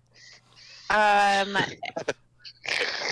say actual play. Sometimes I do like to just design stuff. Yeah. Like redo a whole menu in one of the restaurants, or build a house with the money cheat. Other times, murderous overlord. I like to be abusive to my Sims. But I think that my crowning achievement in The Sims, the funniest thing I did was, I made a male character in The Sims 4, and I kept doing all of his whims so I could get, I think I needed like 10,000 points, and I got the fertility perk, and then I started having him sleep with everybody in town. And then I went into city editor mode and changed all of his children, his bastard children's last names to Snow and Sand. Oh no. And Stone. So yeah, I was really proud of that. That's funny. That's funny. Okay. The Sims. I can get behind. So goofing around in The Sims. I got it. All right. Yep. For me, I don't often have a bad day a lot of the time, but if I do, it's not too different from Doom. But I've been answering Doom a lot, so I will cut to the side a bit, and I do go back to this game every once in a while, and I'll say Ghost Runner, because it is a very kinetic game, something I'm comfortable with, and something you get to bounce around and do parkour and slash robots' heads off. Like I just enjoy that. I enjoy the flow, and it's something like if you're playing on an easier mode, it just goes by really well. So I'll just say Ghost Runner. But I kind of do the same thing with Doom.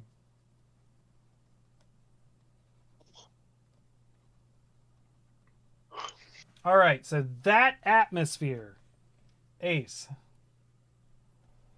Trying to move us along. I will almost halfway through, and it's been like hour and a half. I will go with Subnautica again. Okay. That sort of loneliness. Because it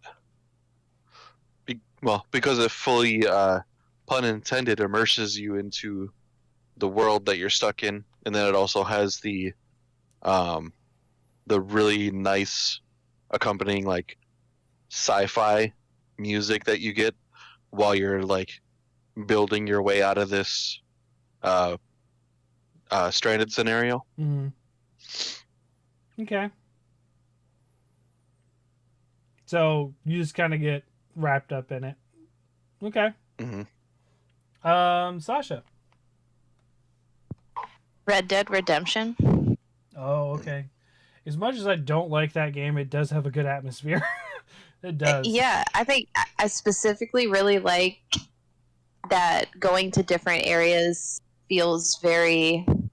It's all very distinct from each other. Like crossing over into Mexico, the music changes, the animals, the sound in the atmosphere, everything changes.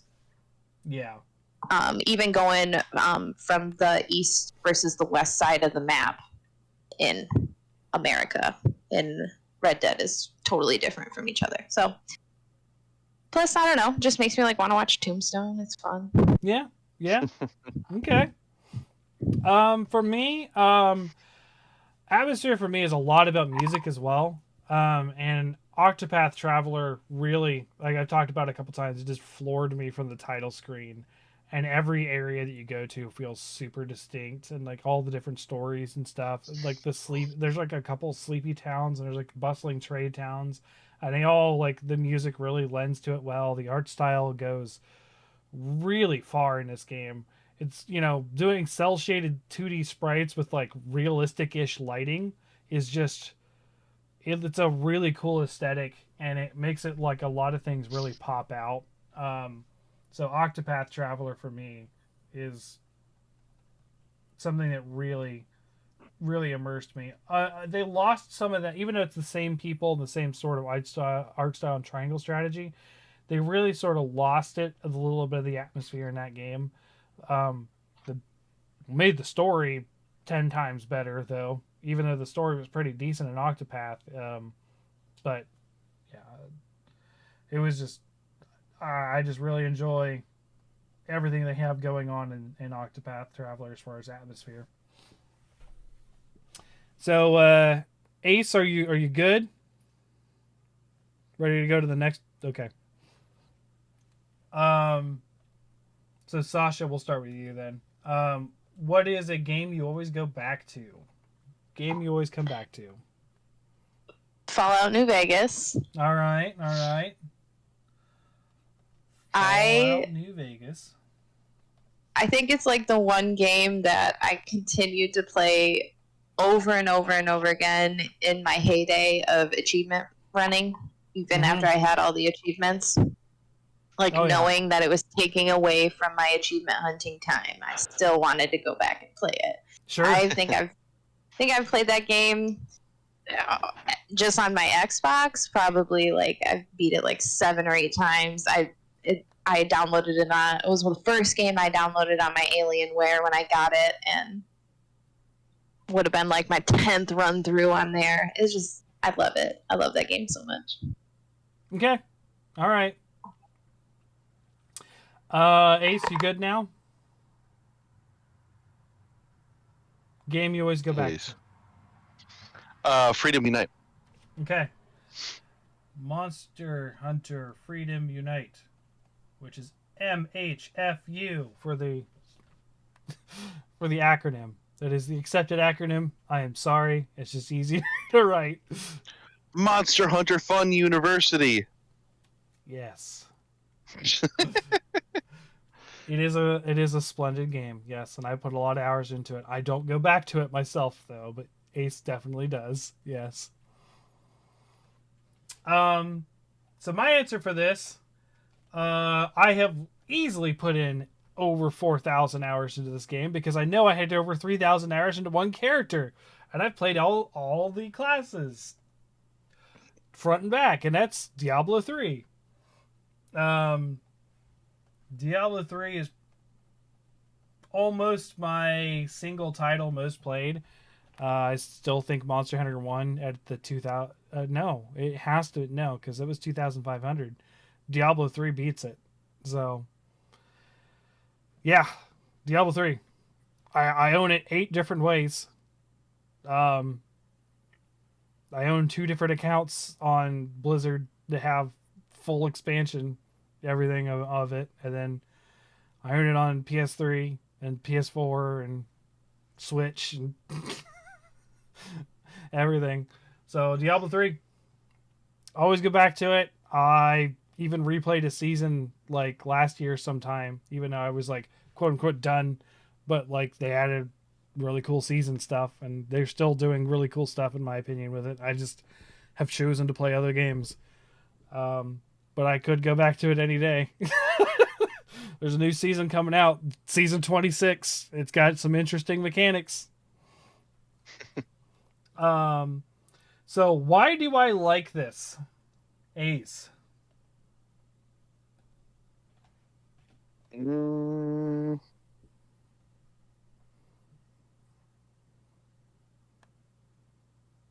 don't know. That's kind of a harder one for me because, I mean, like I've said before, I don't usually pick up games on a chance that I don't think I'll like them. I do this constantly. I buy a game and I'll play it for like 20 minutes and I'm like, nope, I can't. So you're like the Room screening. You're into so bad it's good, or you're into it's more testing like your limits. I'm still in the idea and mindset of when I used to go to Star Time Video and would pick up a game, which is a rental place, and I would pick up a game and play it and just go. And now I just have the money to just buy it, so I just buy it and go. And then, most of the time I'll be like, hey, this is pretty good, or Like, I think I talked about Hell Warders a couple weeks ago. I played it for 15 minutes and just dropped it. I mean, it was like $15 down the drain. I'm like, all right. Oh, well. Mm-hmm. Like, that happens with me often. So, we'll let you think of one. So, Sasha, do you have an answer? Katamari. Uh-huh. Uh-huh. Okay. Because of the... because of the you kid. Don't question why you like Katamari. You just enjoy it. You just Katamari. Yeah, exactly. Yeah. You just roll around to the lovely dancey bouncy music. Yep. Super weird game. Like, you watch the intro to one of those things and you're like, either someone was really high or they my god, my kid loves it. I cannot skip it. I have to reboot the whole game if I accidentally skip it because she loves it. Yeah, my girls like to watch stuff like that too. So like, sometimes we'll play Monster Hunter Rise together because they like playing that, and all of us have to not skip there's a little song and dance when you go to eat. That's just in Japanese, and they're making, what are those called? Is it mochi balls, whatever. What are the little? They look like Mochi, I think. Mochi.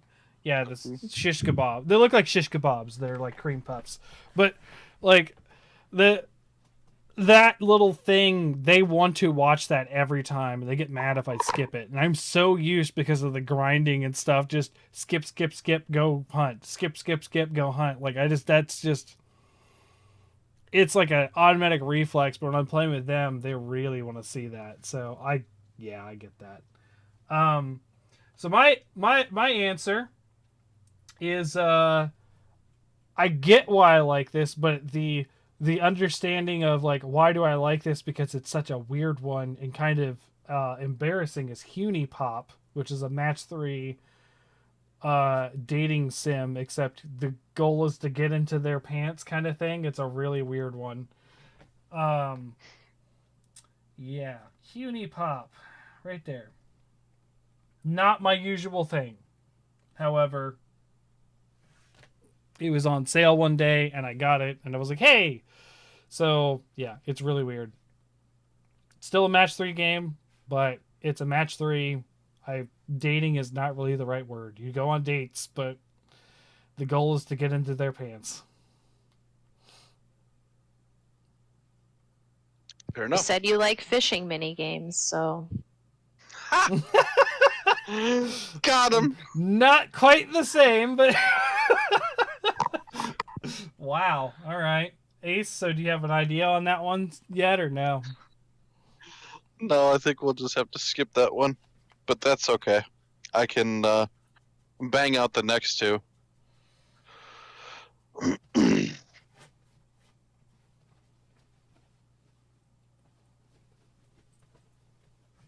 Just Ace shrugging. There we go. Fair All right. enough. So overrated game. Overrated, I would definitely say Call of Duty and or Fortnite. COD. And then for underrated, okay. I will say Shadow of the Colossus.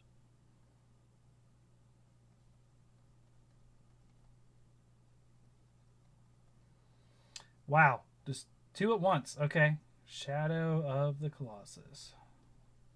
Well, they're like a yin and yang. They're like a yin and yang one.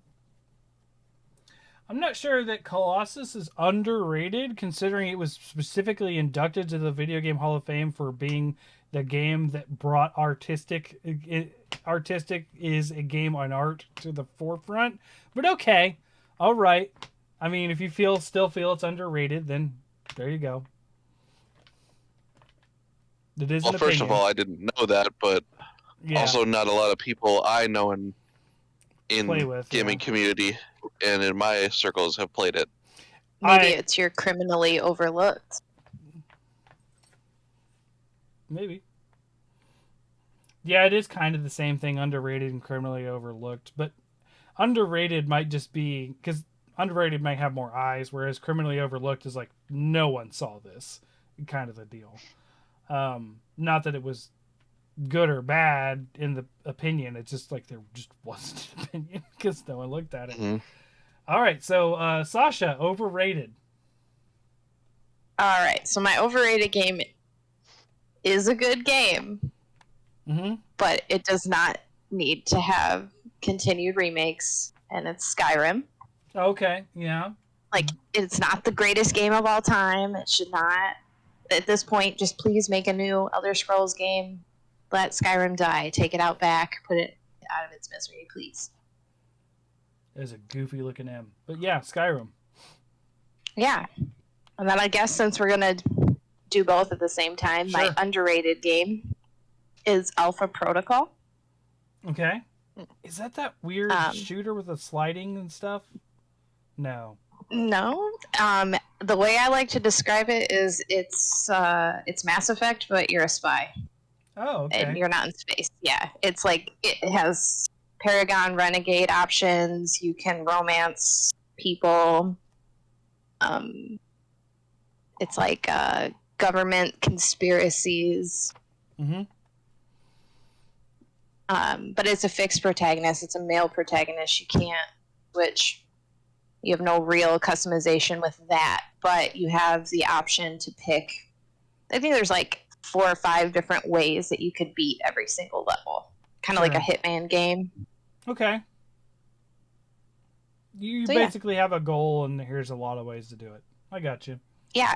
I really liked Alpha Protocol. I honestly, I didn't really have a problem with anything in that game, but I don't think it did very well in reviews. I think it was like a 6 out of 10 kind of reception. Not a lot of people played it. It did not get picked up to get any sequels, even though it's definitely set up for that.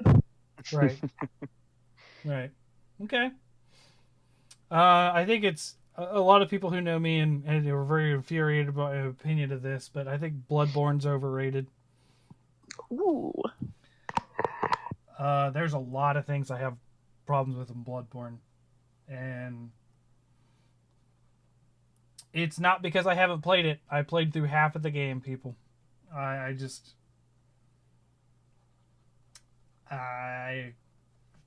don't like it.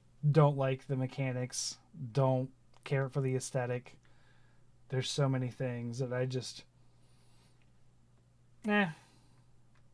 it's super glitchy and fidgety, and I don't like that about it too.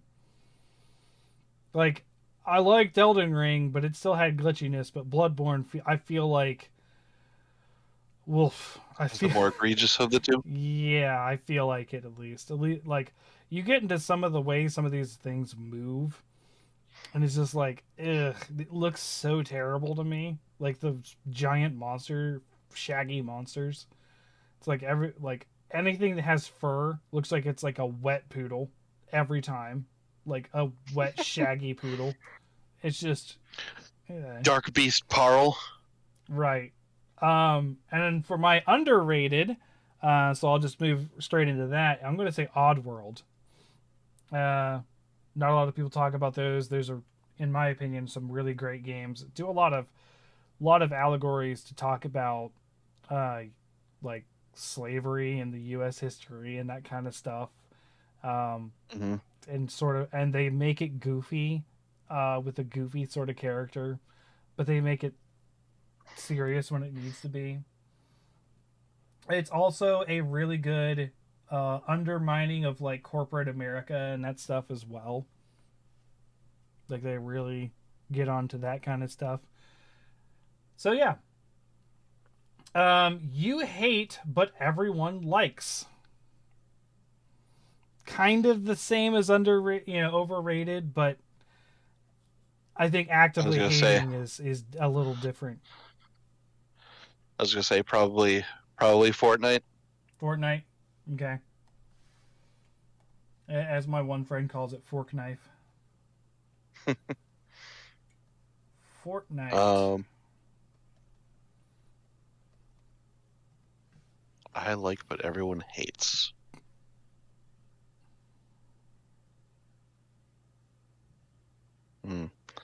Let you guys go ahead with yours, because I'm kind of okay. You hate, but mulling everyone over likes. a couple. Look, don't at me about it, but Zelda. I've heard this opinion before from you. Yeah. Yeah. It's just not for me. It's not. I can't get into it. I feel myself actively fighting eye rolls every time somebody talks about it. Rah, rah, rah. Yeah, that's pretty much how it feels to me. Well, I get it if it's something that's just like you just miss the train and you have no desire to get onto that train. Like,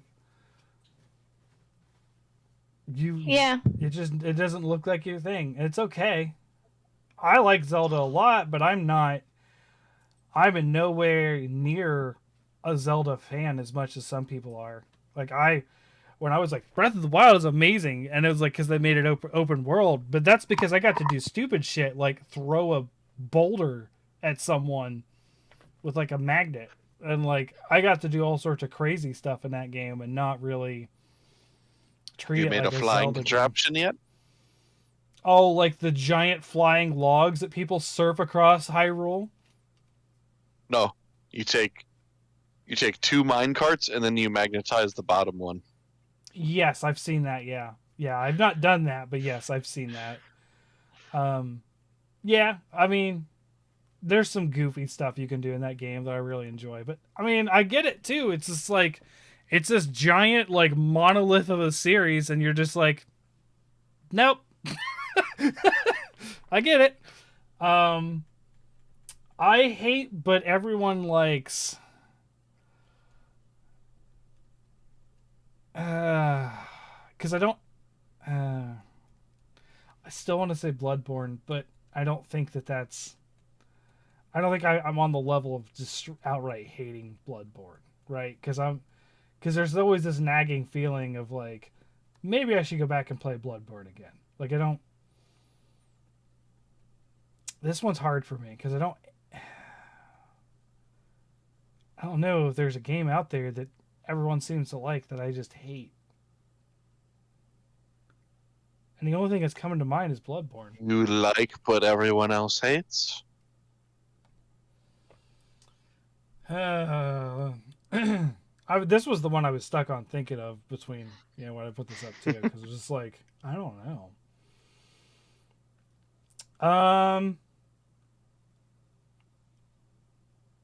Sneak King?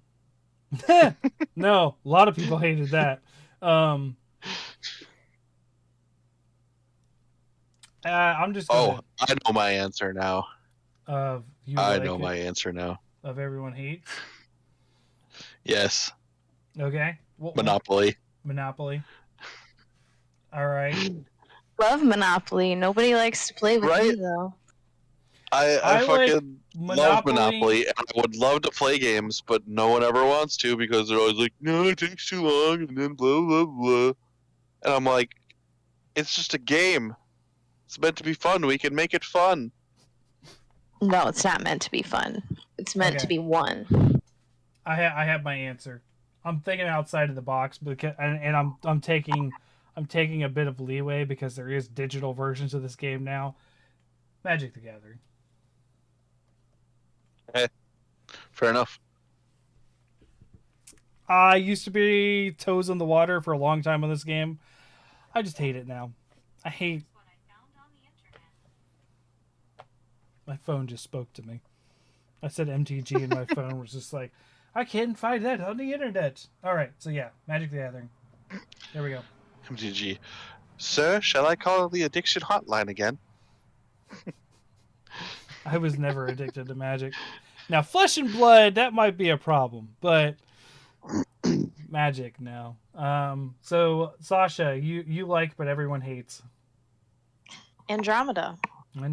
Yeah, okay, I can see that. We'll just put ME. Andromeda. Yeah. With people's faces not rendering, or like their heads going into their torsos and stuff. Look, I understand that first impressions are really important, but they fixed it.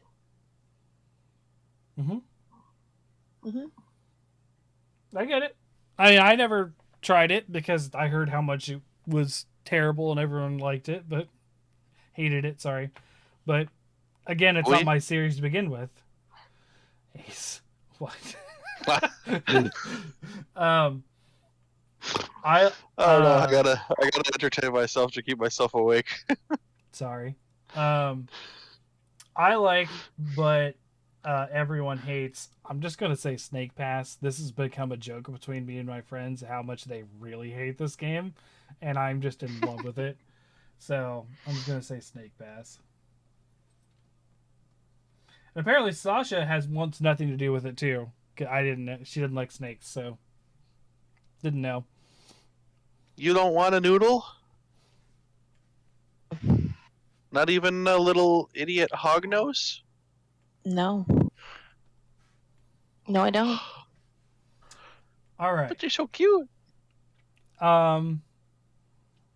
So, best combat, Ace. I will go either Monster Hunter or Last of Us Part 2.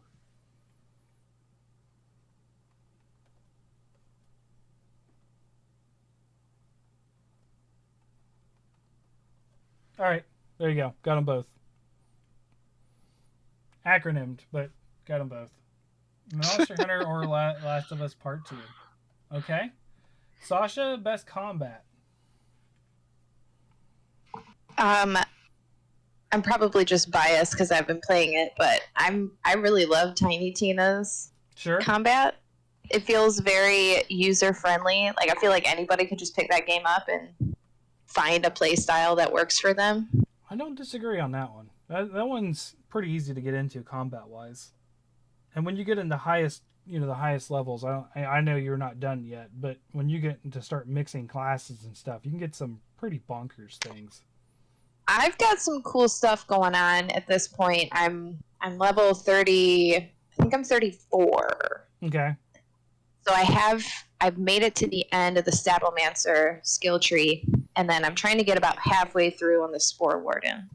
Okay. And then I'm going to go back and beef up the Stablemancer for the rest. Yeah, like I had a lot of fun with the Clawbringer Berserker mix-up. Like those specifically were very like there was a lot of things in the Berserker that was like, hey, your melee damage just does like 20% more, and I'm like, yes, please. Okay, so best combat for me, I would have given this to Doom Eternal, but unfortunately the Ancient Gods Part 1 just destroyed that for me, so it's going to go to Monster Hunter Rise.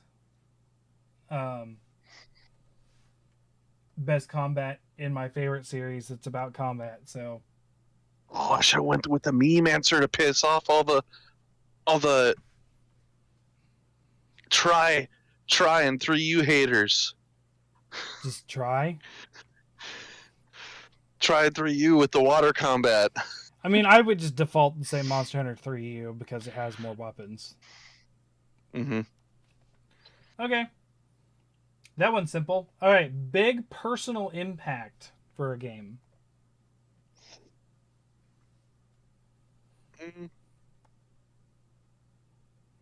Probably The Last of Us. Okay. A lot of dealing with personal grief and trauma and things like that. Talal, The Last of Us. Okay. I started dealing with abbreviating creepy, it screechy things. because you've said The Last of Us like 4 times on this list, so I'm just... Hey. Which is fair. Can you tell what I like? Yeah. I can. At least you're consistent. Sasha, big personal impact. I picked Metal Gear Solid. Okay. Because this was... I feel like it's one of the first games I remember really caring about the story, watching my dad play it. I remember me and my brother getting really, really excited for when my dad would get home from work. We're like, are you going to play Metal Gear tonight? Mm-hmm. And like just being super geeked and watching it. I remember getting like really pissed off because my dad let Meryl die.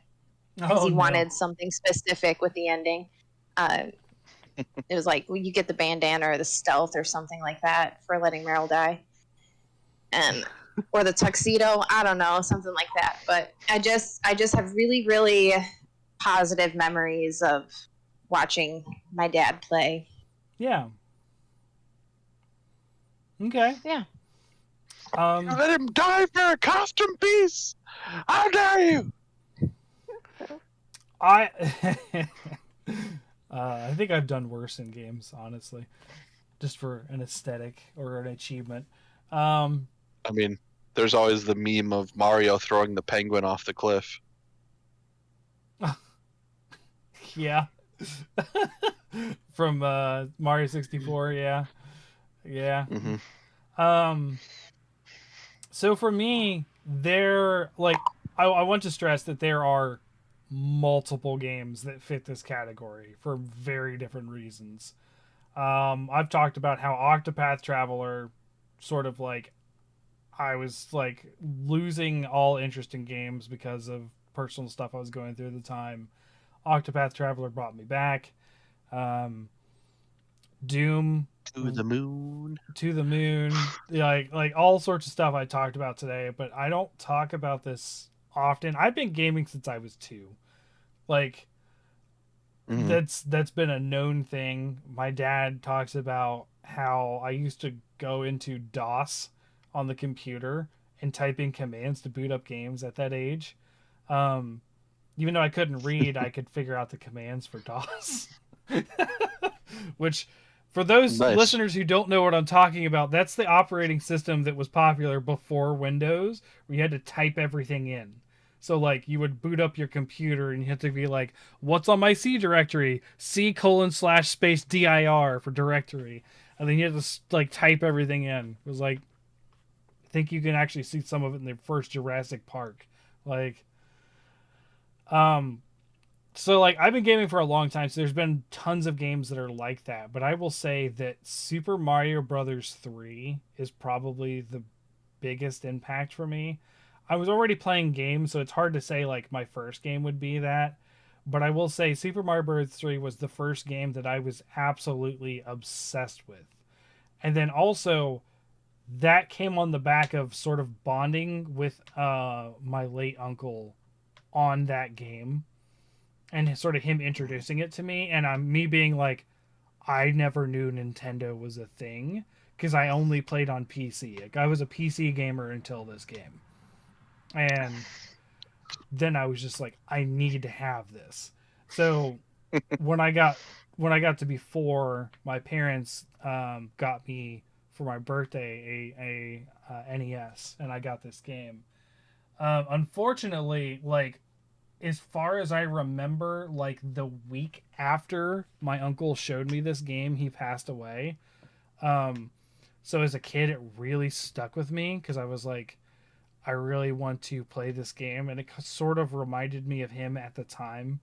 Um, he got he got hit by a drunk driver, and he was a pedestrian. So like, it was a pretty like I was like I don't know if I can say I was close to him because I was 4, but like, you know what I mean? Like, I remember him. I remember Mm-hmm. all of this kind of stuff. So like, Super Mario Bros. 3 was just sort of like the game that him and I sort of geeked out about, and then I sort of carried that on as a kid, and then that got me into console gaming. Period. And then I've been both a PC and a console gamer since.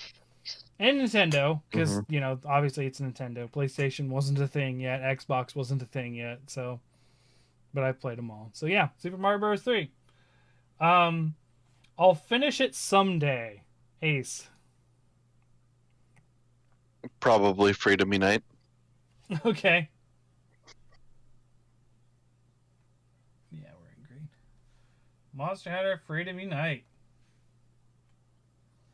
Sasha, do you have one for that? Oh, probably like every Pokemon game after Sun and Moon. Okay. We'll just say Pokemon. Fair enough. PK. Pokemon Souls. Yeah. Sun and Moon Plus. There we go. There we go. Sun plus Moon plus. That makes total sense. Okay. I will say this. I will finish it someday, but I haven't even started it yet. But I'm going to at some point, and it's Return of the Obra Dinn. I've had this thing installed on my computer no less than 2.5 years, sitting in my queue of things to play, but I just never get around to it. I'm interested, but everyone tells me it's great, but I just like every time I come up to it, I'm like, nah, I'll play something else because it sounds like one of those games that you kind of want to give it attention, don't want to be listening to a podcast while you're playing it. But the unfortunate thing is it's on my PC, And if I'm on my PC playing a game, most of the time I want to be listening to a podcast because I can multitask easily with the 3 screens on my PC. So like it's hard for me to do a PC game that I'm immersed in. But I'm told it's really good. I just don't know when I'm going to get to it. All right, favorite art style, Ace. Probably Stories 2. Okay. I would love to have a Monster Hunter game in the style of Stories 2. Okay. Interesting. Monster Hunter Stories 2. Interesting. Okay. Sasha? And I will be right back. I was torn between Kingdoms of Amalur and WoW. So like Okay. that, like bright hand painted, like pretty Sure. fantasy style art. Okay.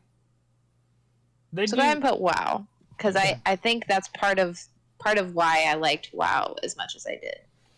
Yeah. So, did you ever hear the Age of Conan, which was the MMO for Conan the Barbarian around that time? Heard of it, didn't play it. So, I stopped playing WoW sometime in Burning Crusade. To play Age of Conan instead, and it was the same kind of deal, MMO, subscription based, same price. But I was like, it has an active combat system. I don't just stand there and hit cubes. I actually have to do combos and stuff, and like, so I was like really into it until I hit to about like 60 was the max, which just makes sense because that was WoW's max for the first game. And then I got to level 55. I'm riding this giant mammoth, and I'm just looking at my character, and I look like garbage.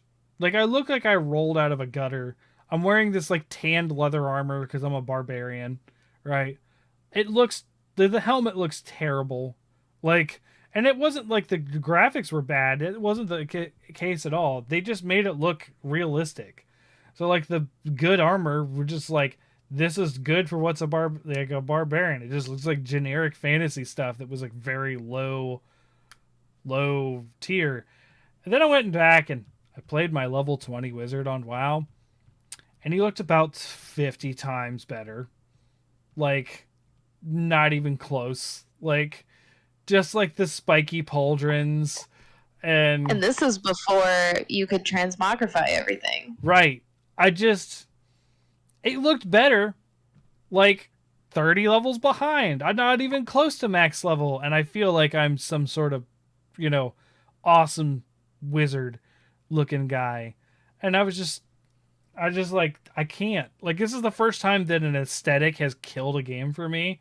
And WoW was like the direct cause. Because, like, WoW looked so much better. And I was just like, I guess I go with WoW. Like, I guess I put Age of Conan down. And I'm just going back to WoW. My brother, he really dislikes Outer Worlds and I think Borderlands as well because of the art style. Yeah. He really dislikes it. The comic book style that they have? The comic book style, and then I don't know, he said that like everything in the Outer Worlds was just way too bright. His brain just wasn't like it wasn't putting together the images correctly according to his description. But he just really did not enjoy either of those games. I think he's a if he answered this question, he'd probably say like Red Dead Redemption 2. Okay. All right. Well, mine is not a surprise. I've already talked about it. It's Octopath Traveler. Not much to say. I've already talked about it quite a bit. Just got a awesome looking aesthetic for me. Best story. Ace. Last of Us Part 2. I was gonna say that and Walking Dead Telltale games. Okay. Mm. I like my Zambo stories. You just like to be sad. Not sure that. Walking Dead.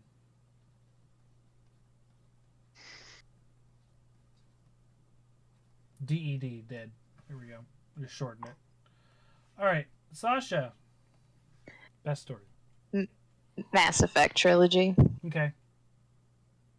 We'll just say Mass Effect. Mm-hmm.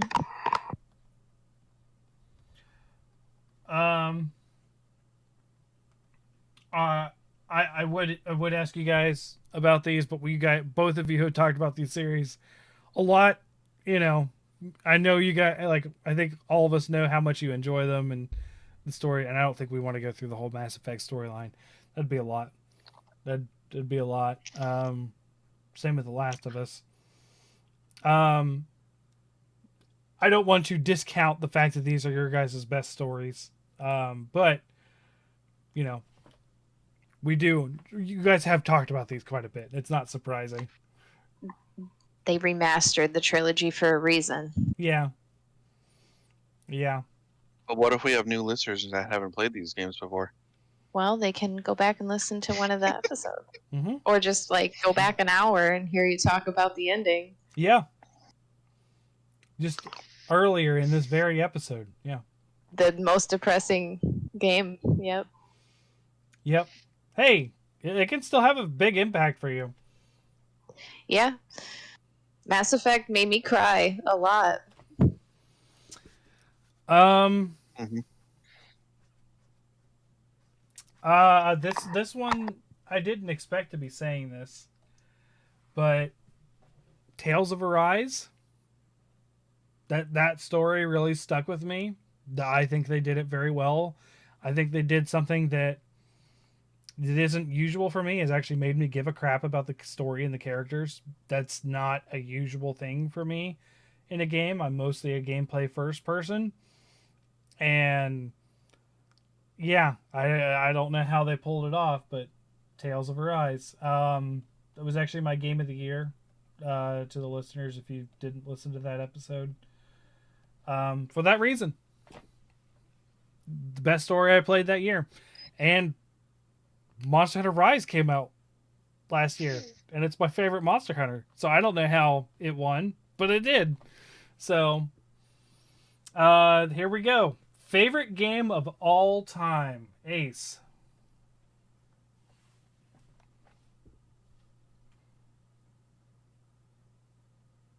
Road to Hell Retribution. No, Last of Us. Wow. If I actually went with that, I would fully expect you to jump through the monitor and just strangle me to death on stream. I wouldn't do that. I'd be more confused. I'd be like, are you trying to channel your inner Morg? Like just like an oddball answer. Actually, I'd expect you just to casually and quietly just block me from the Discord. To be honest, I've only ever seen reviews of that game. I have never played it nor watched someone play it. Just watch Angry Joe's review of it. That's all you need. I did. I watched his review. I listened to Jesse Cox's review of it. So many things. They talked about it in the Co-optional podcast back in the day. Like, it was a dumpster fire for everyone to behold that year. Favorite game that year, every year. Sure. Everyone needs to know about it, so we know what never to strive for. But to remind the audience, this is actually supposed to be the favorite game of all time. Last of Us Part 2 for Ace. Favorite game of all time, Sasha. I have a really hard time with this because I have a lot of games that I really, really, really love. But I think my favorite game of all time. Mm-hmm. What? No. Ace, you said it was part 1 or part 2? Sorry. Part 1. Part 1. Gotcha. I got it wrong. Go ahead, Sasha. I'm gonna go with Morrowind. Oh, Morrowind. Yeah. I think this might. It was either this or New Vegas. I couldn't decide, but I have probably put the most hours into Morrowind. I have really fond memories of playing like round robin, 20-minute. You get 20 minutes to play, and then you have to save your game and pass it off to somebody else. With my brother and my husband, who was just my boyfriend in high school at the time. And I think that Morrowind was the only game I played for like a whole year, probably at least. Yeah. And it made me a lover of Elder Scrolls. So. Okay. Yeah. I played that in high school as well. I don't think I ever finished that game, honestly. That was one of the ones I just got lost. Like, I just like... I beat Morrowind before there were like game guides and stuff for that. Like, I didn't buy a game guide for it, and there wasn't a bunch of stuff online for it. If there was, it was like those just the map with like little yellow squares on it. And yeah. This means nothing. This means nothing to me. Right. So. Yeah. Support. You needed the Thomas the Tank Engine mod to guide you through. I don't mod Elder Scrolls games. I don't know. I don't mod my Xbox because I want my achievements. Yeah. The only game I ever got into modding was Doom, and that's just because it's so open to it, and it's not really modding as much as just playing different level sets is all. Yeah, I modded WoW, and I modded The Sims, and that's about it. Yeah, games that were sort of like privy to it in a way. Yeah, that makes sense. Favorite game of all time? This is a tough one for me because I have several games. Huh? Snake. No, it's not Snake Pass. It's not. No, Snake. I bet it's a D game though. So it's a hard sell between my three favorite series, being either Monster Hunter, Diablo, or Doom. And I can't put... It's hard for me to decide between the three. Now, I usually say Monster Hunter is my number one series, but it's also the most active. You know what I mean? It gets the most games. It's what got me into podcasting and all that kind of stuff. And then so I would just go Monster Doom. Monster Doom. Nice. I wonder if I have Monster Doom 3. I wonder if I still have it. I actually used to have a list of my top 100 games on my computer. Monster Dublo.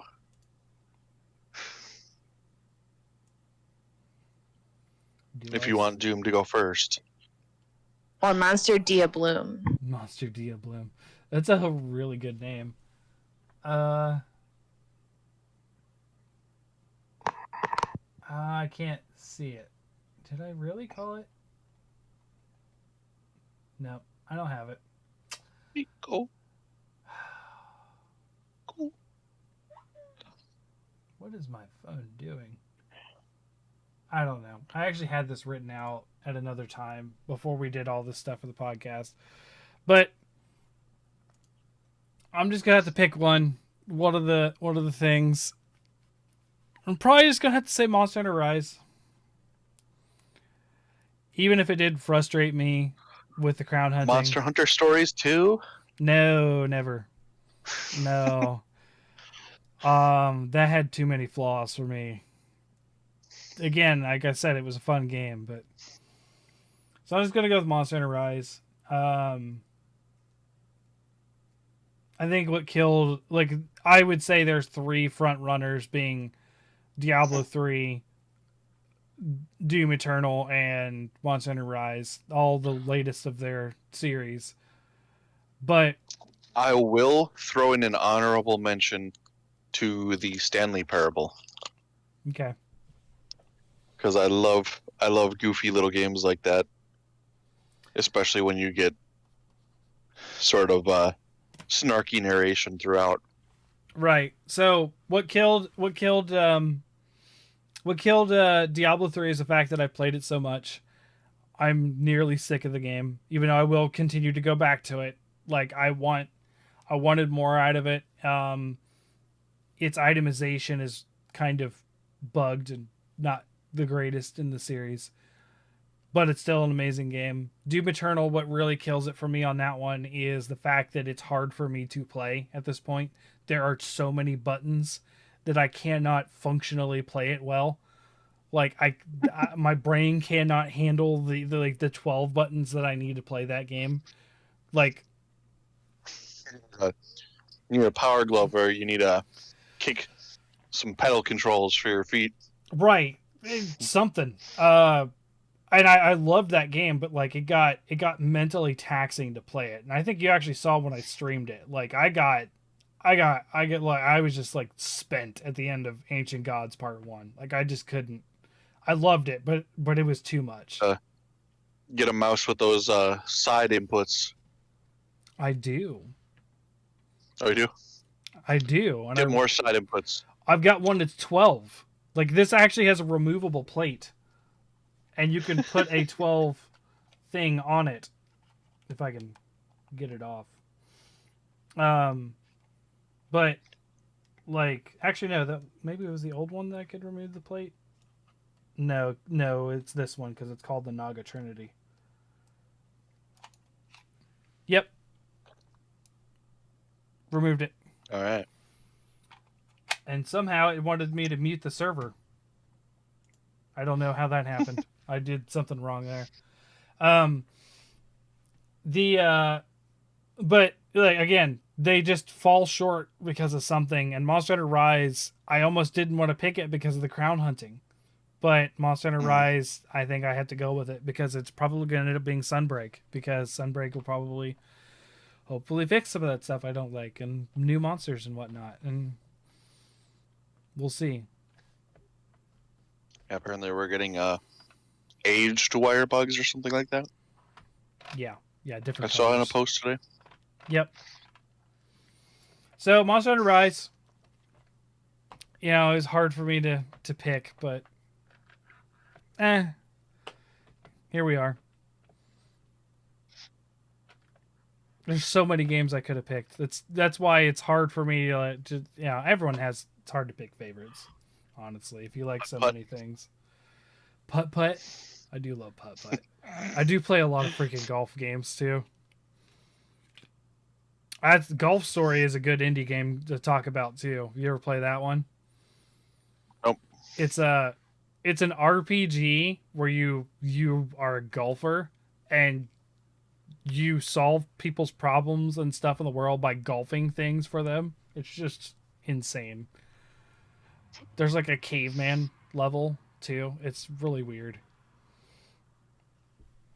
That sounds like the golf and video game version of the Kenny G board game. Mm-hmm. Sure. I don't know if you saw Game Grumps play that on the Power Hour. No. But he goes through his day and there's scenarios that he has to overcome using the power of jazz. Yes, it's like that. Basically using the power of golf. Yeah. You solve everything with golf in this game. So I oh my god, I could just think of some GTA level stuff going on. It's really weird. Like you solve a murder mystery by golfing in one of the areas.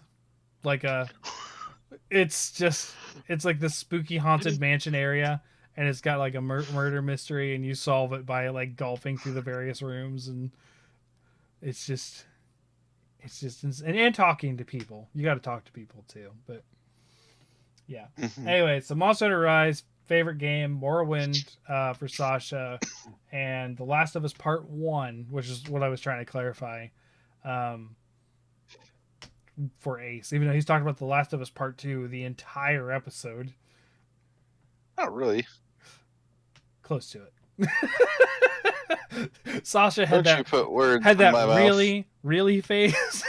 Yeah. You sure about Don't that? you put words in my mouth. Let me check my phone now that I know where it's at, because it's been trying to freaking talk to me the whole time and I was ignoring it. I'm pretty sure next week is the quiz again, right? No. We have another extra episode. Lands on the 30th. So we have another off-topic Show and tell. Show and tell. Here's all the figures I bought this week. Actually, I probably won't be buying anything for a while, figures-wise. But do you guys want an extra week to study? Because I got the years anyways. Sure. He's just like, oh no. What have I done? So you ready for the years? All right. 1996. 2000. 2008. 2011. And 2016. Kind of grouped them up in the middle a little more this time. All One right. more time. Just to make sure I got them right. Sir, 1996, 2000, 2008, 2011, and 2016. Now, I know we've done 2016, I think, 3 times now. 2016 has been a popular year. I know we've done it. I mean, it was when darkness befell the land.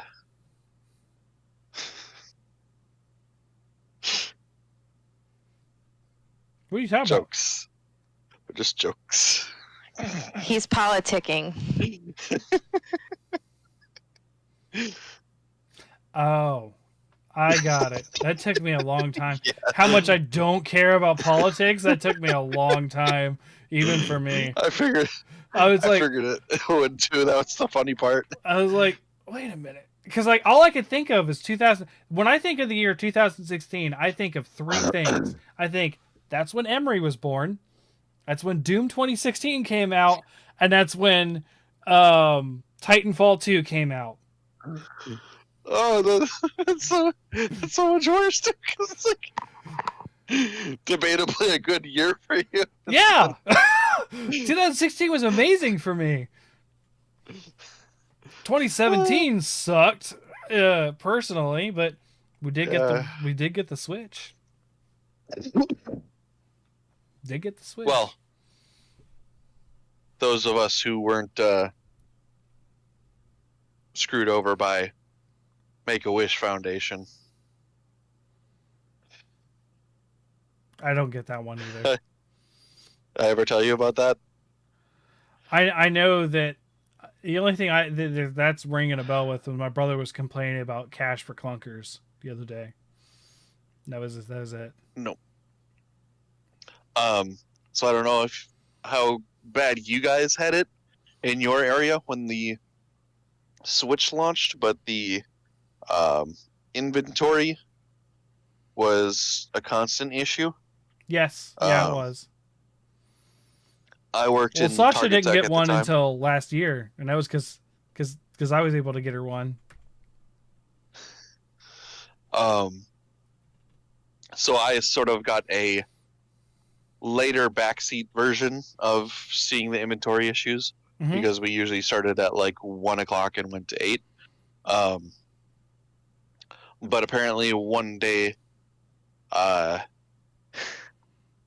this dad had called in to the store and had a Switch put up at guest services or held up at guest services, and he claimed that Make-A-Wish Foundation had given them the money to buy a Switch or something of that nature. Interesting. And apparently, and the electronics coworker at the time said that the dude had like the biggest like shit-eating grin on his face. Sure. I'm like, okay, Yeah, super legit. Make-A-Wish would just give you the money instead of like, oh, I don't know, Doing the dealing grand directly with the gestures company. that they usually Yeah, do. and then delivering it to said child in the hospital. No, they'll just give you the money, let you do it on your own. You know. No, I didn't. I actually got one on launch. The one that Emery's using is a launch console. Um, there was a restock at Best Buy that was announced. I was able to lightning fingers it at work. Um, Nice. just, but it's the same thing now with the PS5s and the Series X for a little while. That Mm-hmm. bots and that kind of stuff. It's when it first really started happening. So a human was able to do it occasionally, and I was one of those occasionally times. I managed for Best Buy to get one, and I actually lived near Best Buy at the time. So, Mm-hmm. Yeah, up until recently, I had a launch, pretty sure a launch edition Switch. I just got the Animal Crossing one, the limited edition Animal Crossing one. Yeah, those ones look cool. I am kind of interested in the OLEDs just because the demo versions, look very nice at the store, and they do look pretty great with the colors. But I have no need for it right now. No. Yeah, probably tonight. I'm probably gonna boot up Lego Star Wars. So, but Nice. But we'll see because it's pretty hot right now. So I may just be like, I'm just gonna lay down and fall asleep if I'm just too hot because yeah. Just get like a somewhat large cardboard box, and then just cut out enough for the screen on one side, and then you can have like the Joy Cons, and you can just lay there and just potato it in game.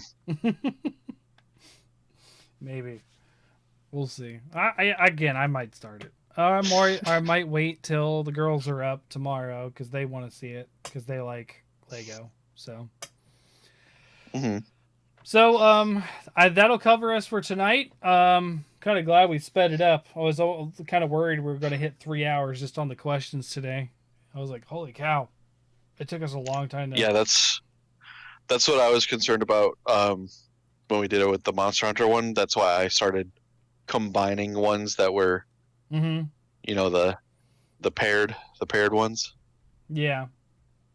Just had a lot of caffeine because when I was putting my list together, I'm like, "Ooh, it's gonna be a long episode."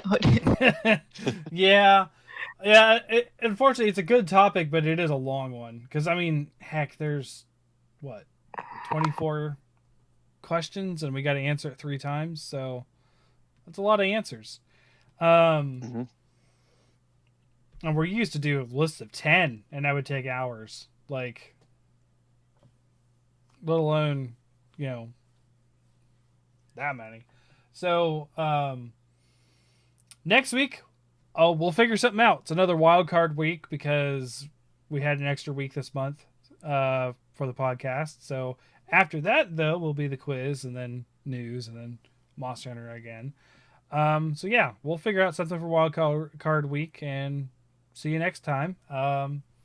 Thanks everyone for listening. At Hunters Hub Pod on Twitter and Twitch. Be sure to join our Discord. And if you want to follow Ace, at Ace Badger Gaming on Twitter. And yeah, I've been a little more active on Twitter, mostly because I've been stuck at a job site not doing anything. And Ace is always active on Twitter and sometimes doing political stuff, sometimes doing gaming stuff. Where I will presumably be doing more free advertising for GameStop. Oh yeah, I saw that. Yeah, the affiliate program for them. Yeah. Alrighty. Well, catch you guys next week. Later. Bye-bye, everyone.